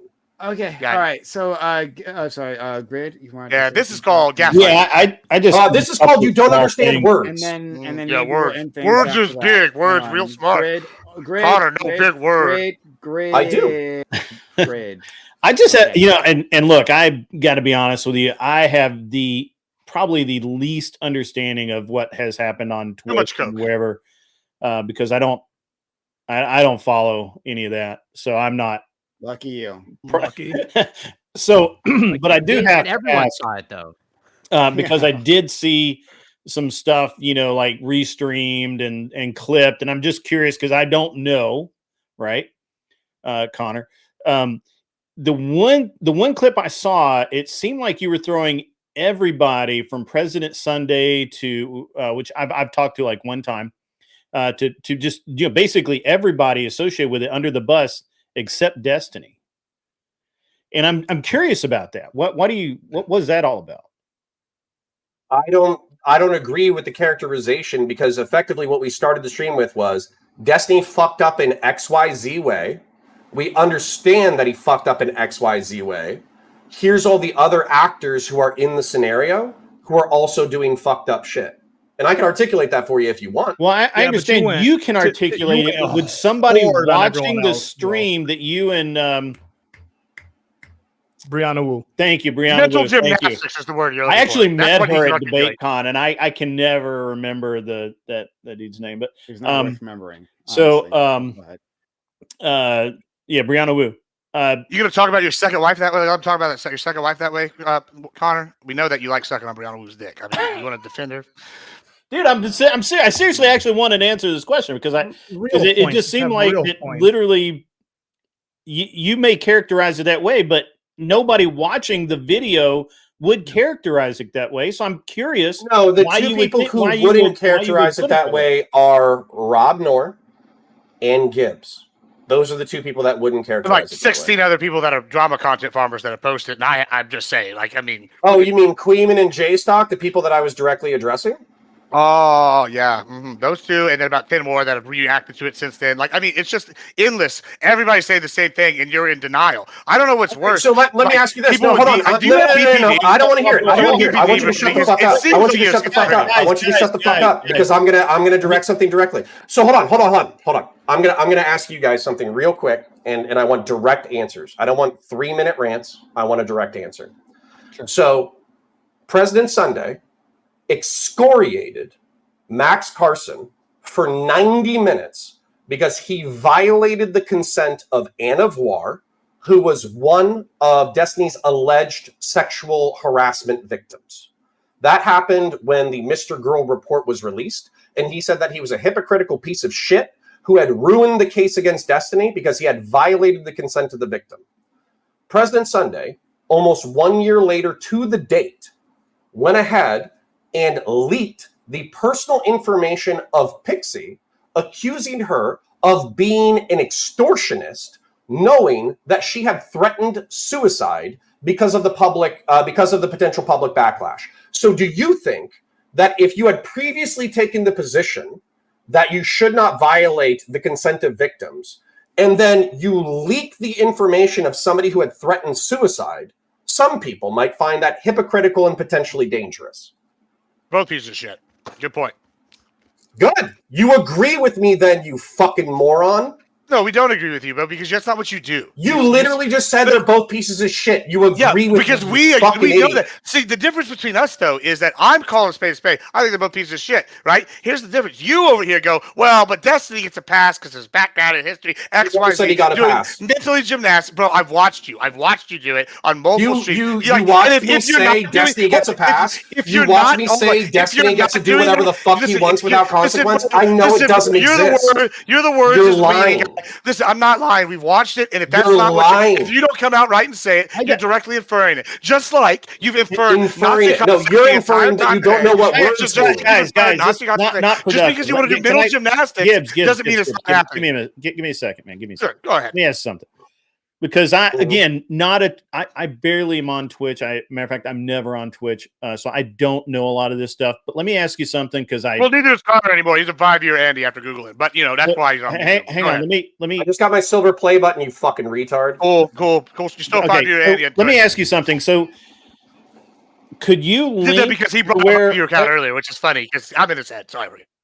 So I'm not aware. I mean, did President Sunday actually leak her documentation or her yes. or dox her or whatever, or did he just what she had already put out somewhere else?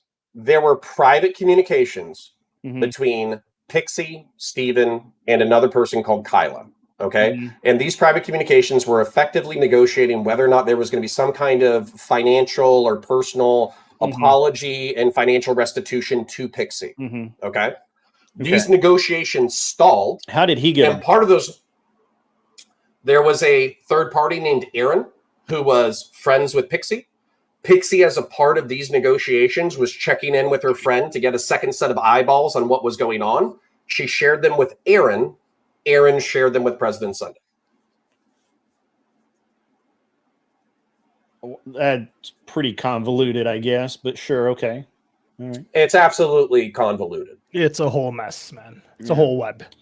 Yeah, that's why I don't go to Twitch. Grid, I mean, I guess, and I know that I don't know, Connor. I mean, the last time we talked about this, like, I got on you a little bit, and I feel like I don't want to turn every single fucking panel into this.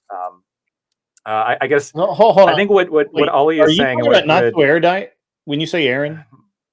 Kyla. I say Kyla. Kyla. Okay. I'm sorry. Yeah. You can't keep these people straight. The criticism, Connor, and I want to know, like, if you think there's any merit to this, is like if I'm like, let's just say I'm acting like a media PR firm or like some kind of damage control person, right? And as a lawyer, this is like something that you sometimes have to do like very frequently, which is that you can't necessarily like deny, or you don't necessarily deny, or maybe you'll even say like, yeah, that's bad, but let's talk about this other person for 2 hours, right? The implication there, I guess the criticism there is that it's sort of like a deflection tactic, right? That's what it felt like a little bit. So that was my criticism of you last time. It is fine. If people want to say, hey, you spent 20 minutes saying Destiny bad, and then you spent 90 minutes talking shit about other people, that's totally fine. However, I also need to point this out from like a logical standpoint. Was Brianna and I, were we supposed to have like a 2-hour struggle session when we both agreed? Yeah, but like I'm just saying, like were we supposed to say like no, that's a great point. Brianna, hold on. You're a moron, so I don't want to hear from you. So that's a great point. Was I supposed to say to Brianna? You literally said you were stopping your show with Brianna because y'all agreed on too much shit, and all of our complaints as conservatives have been that you're not actually conservative. That's not even the reason why the show stopped. You fucking moron. You say your exact words. Your exact words. Your exact words were. I already posted a link in chat into a video where he says these words was, it turns out that me and Brianna agreed on too much. That means to everybody that's a conservative goes, hey, guess what? I'm a conservative, and maybe I can find one thing I agree on Brianna Wu with, like a foreign policy topic, but there's no way that me and Brianna Wu would be able to sit there and do a show and not have difference of opinions on things, unless, in your case, where you can't disagree, is because you are actually a leftist, and you've been fake about all of this. This is the closest thing to a coherent point you've had all night. I know it's a great close thing, because everything I say is coherent, but here's the point, is you've been sitting here arguing for these leftist policies. Your character shows that you do this because you take money from leftist orgs, and then you continue to work with them, and then you defend one of the biggest known sex pests after arguing for social conservatism, and you say Trump is bad because sex pest is one of your regions, then turn around and obfuscate or sweep for Destiny. You're a fraud, and it's clear to everybody that knows it. Just admit you're actually neo-Nazi adjacent or a neo-Nazi, and we'll all be better. You think neo-Nazism is? Yeah, well, that's what you are, bro. Well, hold on. You literally pushed for eugenics earlier on the panel, bro.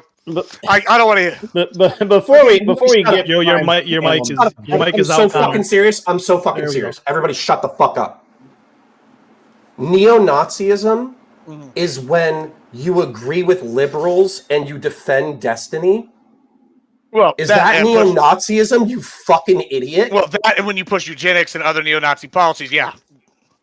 You're the dumbest person in Twitch politics. Yeah, you are the dumbest person. I'm just the one calling you on your shit. It's okay, Papa. Okay, all right. You don't know what neo-Nazism is. You don't know what liberalism is. You don't know what conservatism is. You don't know what communism is. You don't know what socialism is. You don't know what political philosophy is. The fact that you can put on your fucking shoes in the morning is a fucking miracle. You fucking ape. You tell me what's up. You fucking gorilla. Okay. Here's what we're gonna do. I really wanted to have multiple different, well, we have different perspectives. I'll tell you that. Useful conversations, here, right? Like, I was really interested in all your ideas, especially on the thoughts of population growth. I think that's a pretty interesting topic, and we had a lot of spiciness there, but unfortunately, we're having some personality clashes, and clearly can't be overcome. What kind of personality clashes are you referring to, bro? I do actually have another question for Counterpoint. I thought we were all getting along just fine. No more. You can ask them on your own time. I'm gonna have to end this here. We can't. Some people like dogs. You can DM me, Grid. I've been seeing a lot lately, right? And it gets vicious. Let me ask one question. This is entirely unrelated to everything we talked about. Entirely unrelated. Okay. I don't want to ask a question like nothing. Let's move on. Let's move past it. Okay, let's move past. It's unrelated. Move past it or wrap it up. It's 11:30. Unrelated. Okay, fine. Unrelated. Connor, do you think that Garcia was MS-13 or no? It's quite possible he is. Yeah, he probably was MS-13. Yeah. Okay, that's all. I would have liked to have established that before the deportation. In violation of a court order. I would have liked the evidence released publicly, but I'll take what information I can get when I get it. And joining a gang isn't in itself illegal. Well, it is if you're a non-citizen. And if they're considered a terrorist group. Is it illegal that you can't join? Yeah, you can't join terrorist watch. I almost guarantee you there's deportable aliens. There's deportable alien subsection. There's hundreds of behaviors that are prohibited. I guarantee you joining a criminal organization is one of them. The government has a classification of a terrorist organization. I think that's the but then is it a terrorist? But that was afterwards. Yeah, that's after. Well, no, I'm saying that would be the legal, right? Like that's the difference. Well, let me ask. We got a lawyer here. We can ask Lactoid just quickly, right? Like Lactoid. I'm talking about the right to free association. Would simply joining a gang, as far as you know, I know you're not an immigration expert, so I understand that, right? Would that be enough? And is there a list of almost certainly? I can look it up. Like so, the standards for immigration, it's totally different, right? Burden of proof is totally different, right? Like what the government says is considered fact unless the defendant can rebut it. You don't have nearly the amount of free association rights. I mean, this was the argument for Mahmoud Khalil, which I think is a bad argument, and I don't want him to be deported. This is a disagreement actually that I have with Connor, where he takes a more Republican position than I do on this one. But I don't think he should have been deported. But yeah, you got a lot of limitations. You can't join MS-13 and expect to not get deported. Especially now, because I think MS-13 was designated as a terrorist organization. You can't hide the fact that you're part of MS-13 and come in either. Yeah, you're inadmissible. So I'm So curious, wait, if due process had been followed, he would never I'm been here, curious right? as to who is on this That's not how due process list, works, right? but So okay. I just want to know if this list exists, and then Yeah, the and we terrorists. can do this later on. We can do this later on. But like is the KKK on that list? Could he join the KKK and be okay? Okay. No, if it's I don't- designated as an because MS-13 is anti-American group, designated.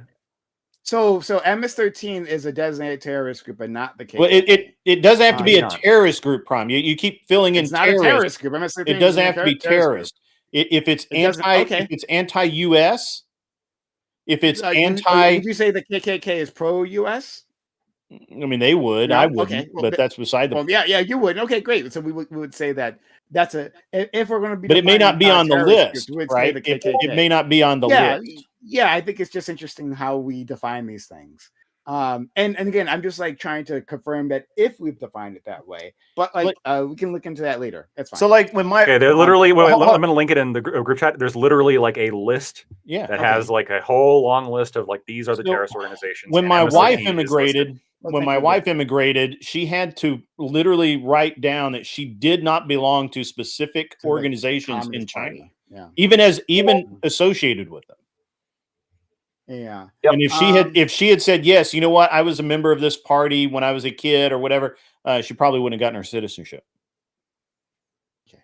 Thank you. All right. So that should be something I think we should discuss maybe next time. But unfortunately, we're having again those personality disputes, right? I thought that was pretty civil, actually, unironically, right? We kind of talked about that a little bit, right?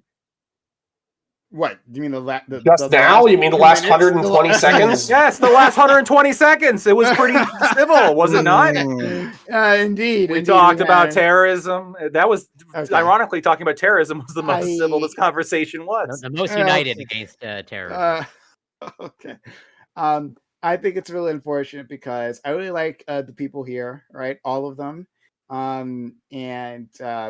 It's not often that I get to have my friend Counterpoints. He's busy, got a kid, right? And he's got like a new position now, and he's doing all these things. And so it's very rare to bring him on. So I thought it was really unfortunate. I just really want to hear more of his thoughts on this, but it didn't turn out that way. And so, yeah, it was just disappointing.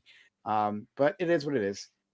So thanks all for coming through. Thank you for the super chatters who actually supported. Thank you for Aiko for doing those bits previously. I don't want this to continue and for us to say other things that are really hurtful to each other. But it seems like that's the only thing that we can do here. I'll try to tone it down next time. Wait, Prime, can I ask you a question? Prime, real quick question for you. I know you're wrapping up. Okay. Do we have any documented instance, I'm sure this might exist, of somebody who's deportable joining the Klan?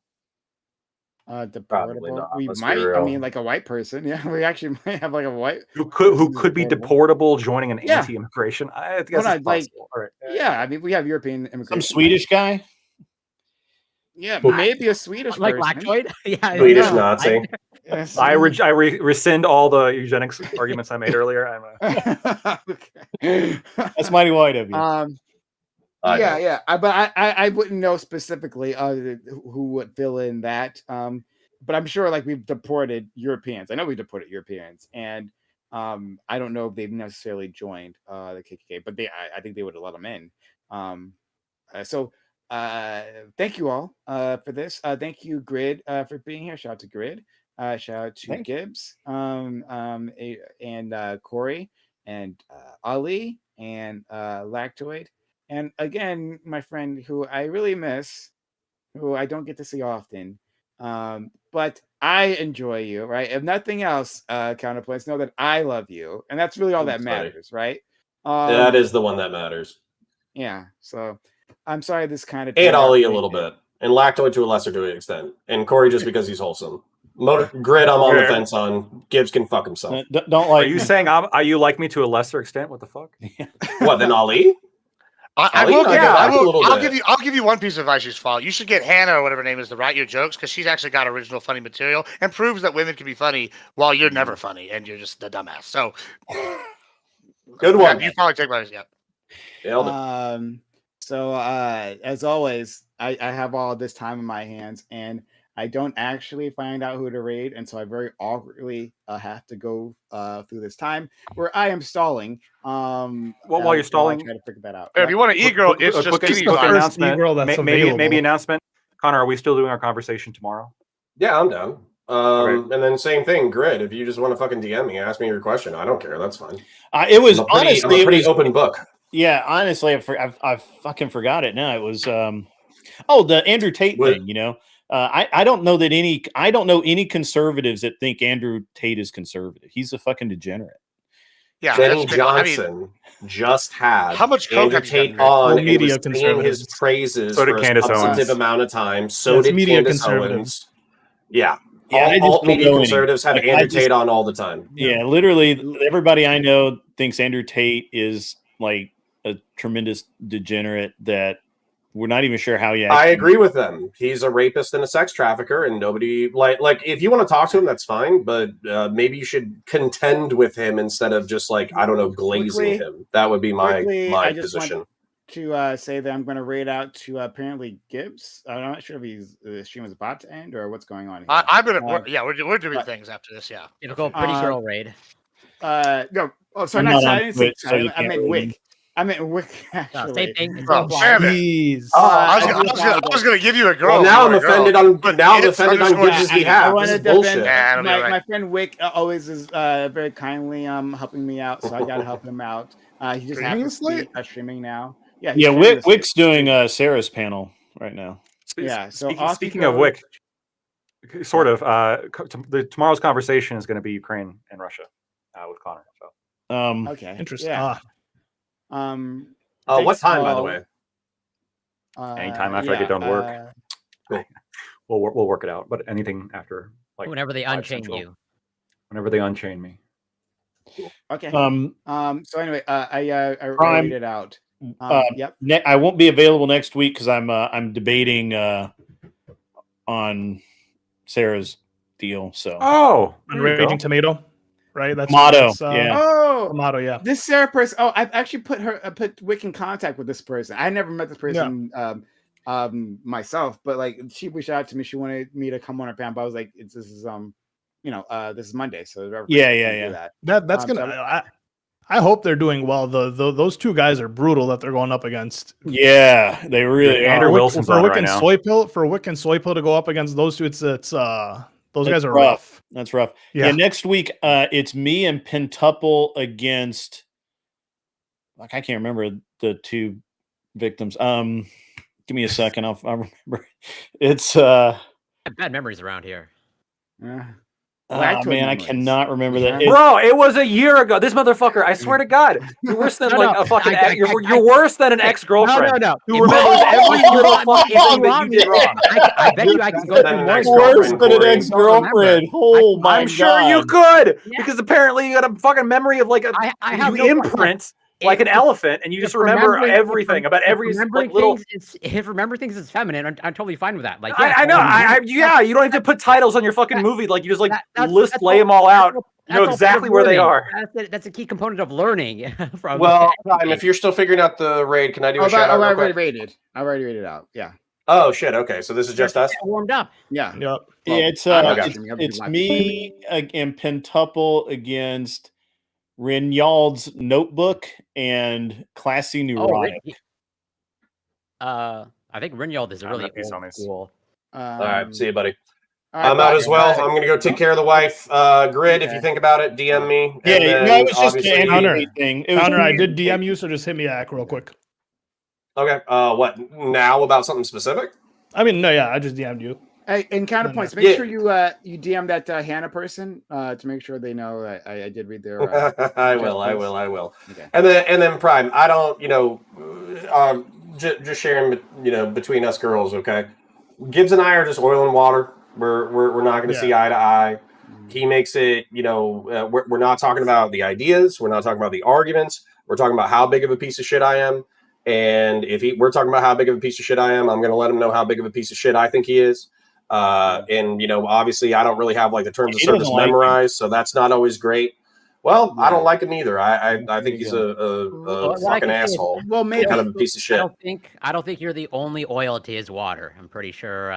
No, but they are like, you can't put them on a panel together. They're just not. Well, it derails and it's not productive, and so that's where, like, if Grid wants to call me a fucking moron every now and then, that's fine. We can banter while we're talking about complex topics. That's totally fine. I call everybody. But if it's like, if I say, like, if I go on like a 30-second spiel or a question and I ask you a question and then your answer is you're a piece of shit, I'm gonna get pissed because you're not contending with what I'm saying. You know what I'm saying? And even if you hate me, that's fine. I don't care if you like me. Just let's actually try to have a back and forth on a flow on an idea. You know what I'm saying? Yeah. And he can think I'm the biggest piece of shit on the fucking planet. That's totally fine. Don't care about that. But even if you think I'm the biggest piece of shit on the planet, we got a show to put on, kind of. Okay. Well, I mean, admittedly, just quickly. If I invite you back and, like, not Gibbs for that particular week, right? Because I want to include you, friend, and I guess I really miss you. I would love to, and I want to hear your thoughts. So you think maybe that could work? Yeah. I'll try to be just being real. This new job is terrifying. In 6 months, I'll either be going back to the wage cage or I'll be doing this full time forever. Yeah. So I got 6 months to build it, and that's great. The fact that I get paid for 6 months in order to build it is awesome. Yeah. But I'll admit that the past like 3 weeks, I've effectively only focused on that. But I technically have a little bit more flexible time, so I'll try to make some time for the show. Okay. All right. Well, thank you, friend. All right. Sorry, well, you guys have a great night. I'm going to go close out my show and go to bed. All right. Bye, Grid. See you. Have a good safe. one, everyone. And then Ali, I'll call you directly. Yeah, cool. All right. Good night, Corey. But just Connor, so you're taking well, I guess you're now. No, I'm still here. Say it. What's up? But like, I guess you're open to.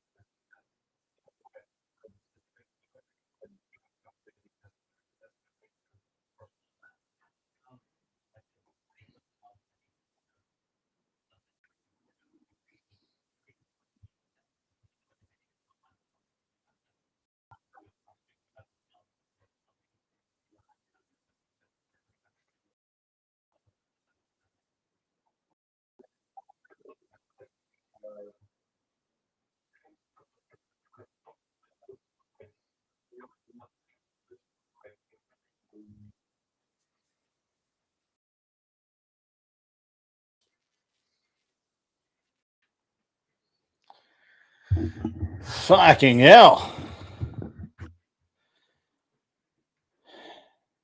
All right, guys. What do you guys think about that nonsense? Yeah.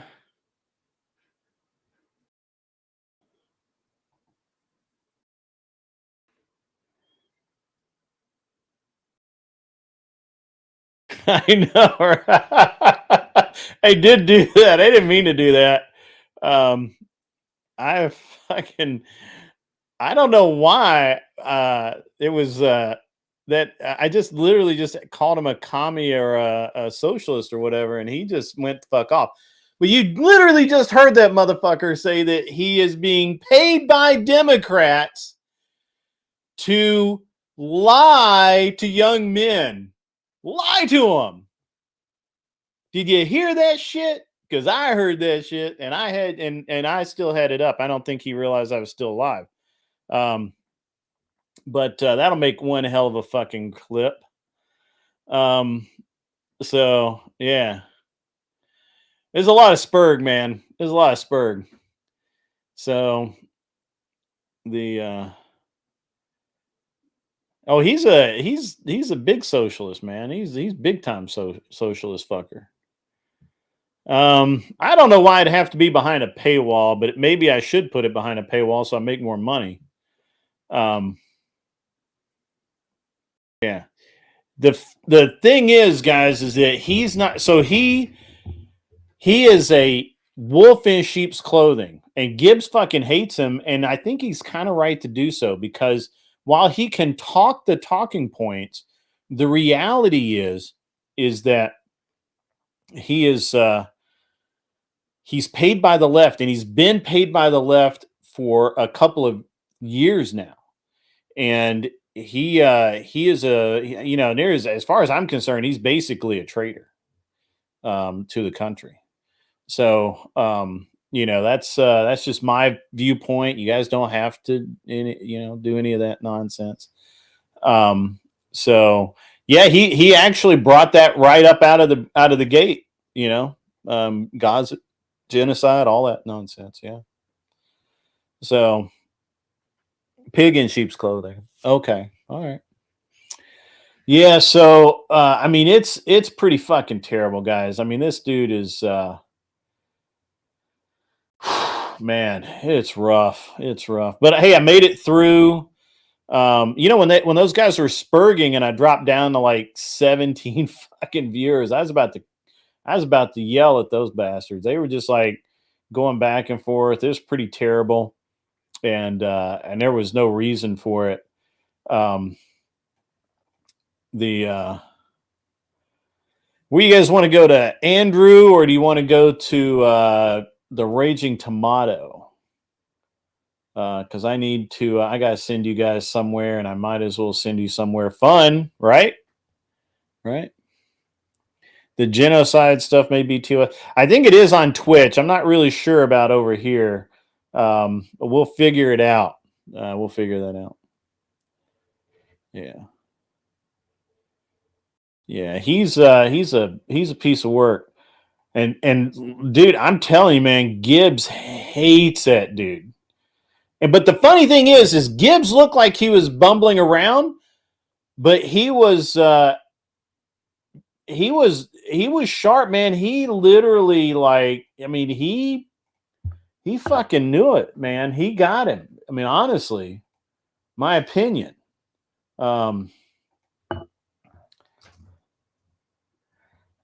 He got him several times. And the funny thing is that the funny thing is that I don't think that our boy was bright enough to know it. You know what I mean? So, yeah. Somebody got a link to Anson? I'm not finding him. Oh, wait, here we go. Is that him? No.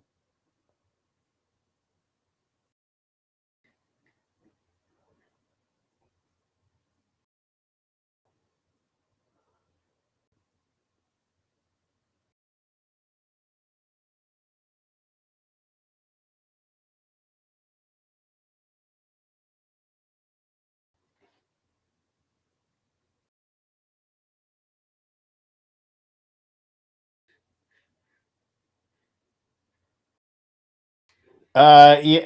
If Andrew is just watching Tomato, maybe I'll send you to.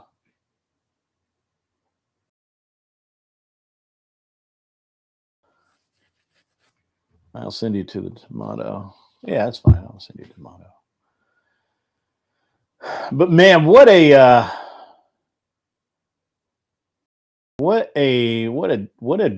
deal, man. It was a crazy night. It really was.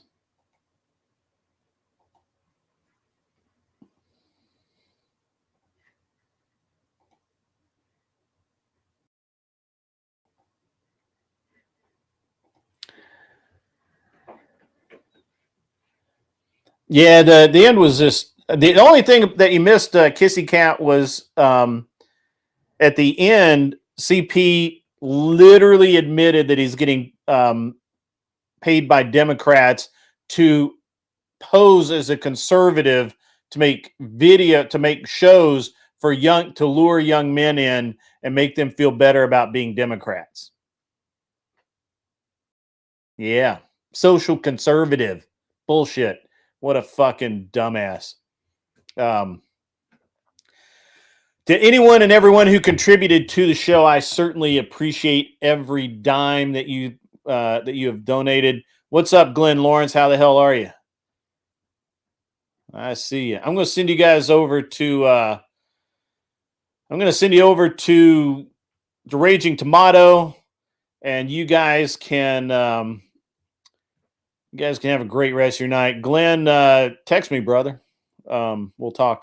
I sent you a clip earlier. It's fucking awesome. It's great. If you guys didn't see the clip, it's awesome. So anyway, you guys have a great rest of your evening. I'm gonna go to bed and get some sleep because I hadn't actually slept that much lately. So tomorrow, no show. It's Tuesday. Unless something massive happens, I am booked all day. I will not be on the internet unless I'm on somebody else's show for just a few minutes, and probably while I'm driving somewhere. So Wednesday night will be the next time you see me. Wednesday night, I don't know what we got going on. I'll figure it out between now and then. I'd love to do another interview with somebody interesting. I'm trying to get a couple of people to come out and jump up on the show, and we'll do a great interview. But maybe not. Maybe I'll go pick a fight somewhere and get a debate going.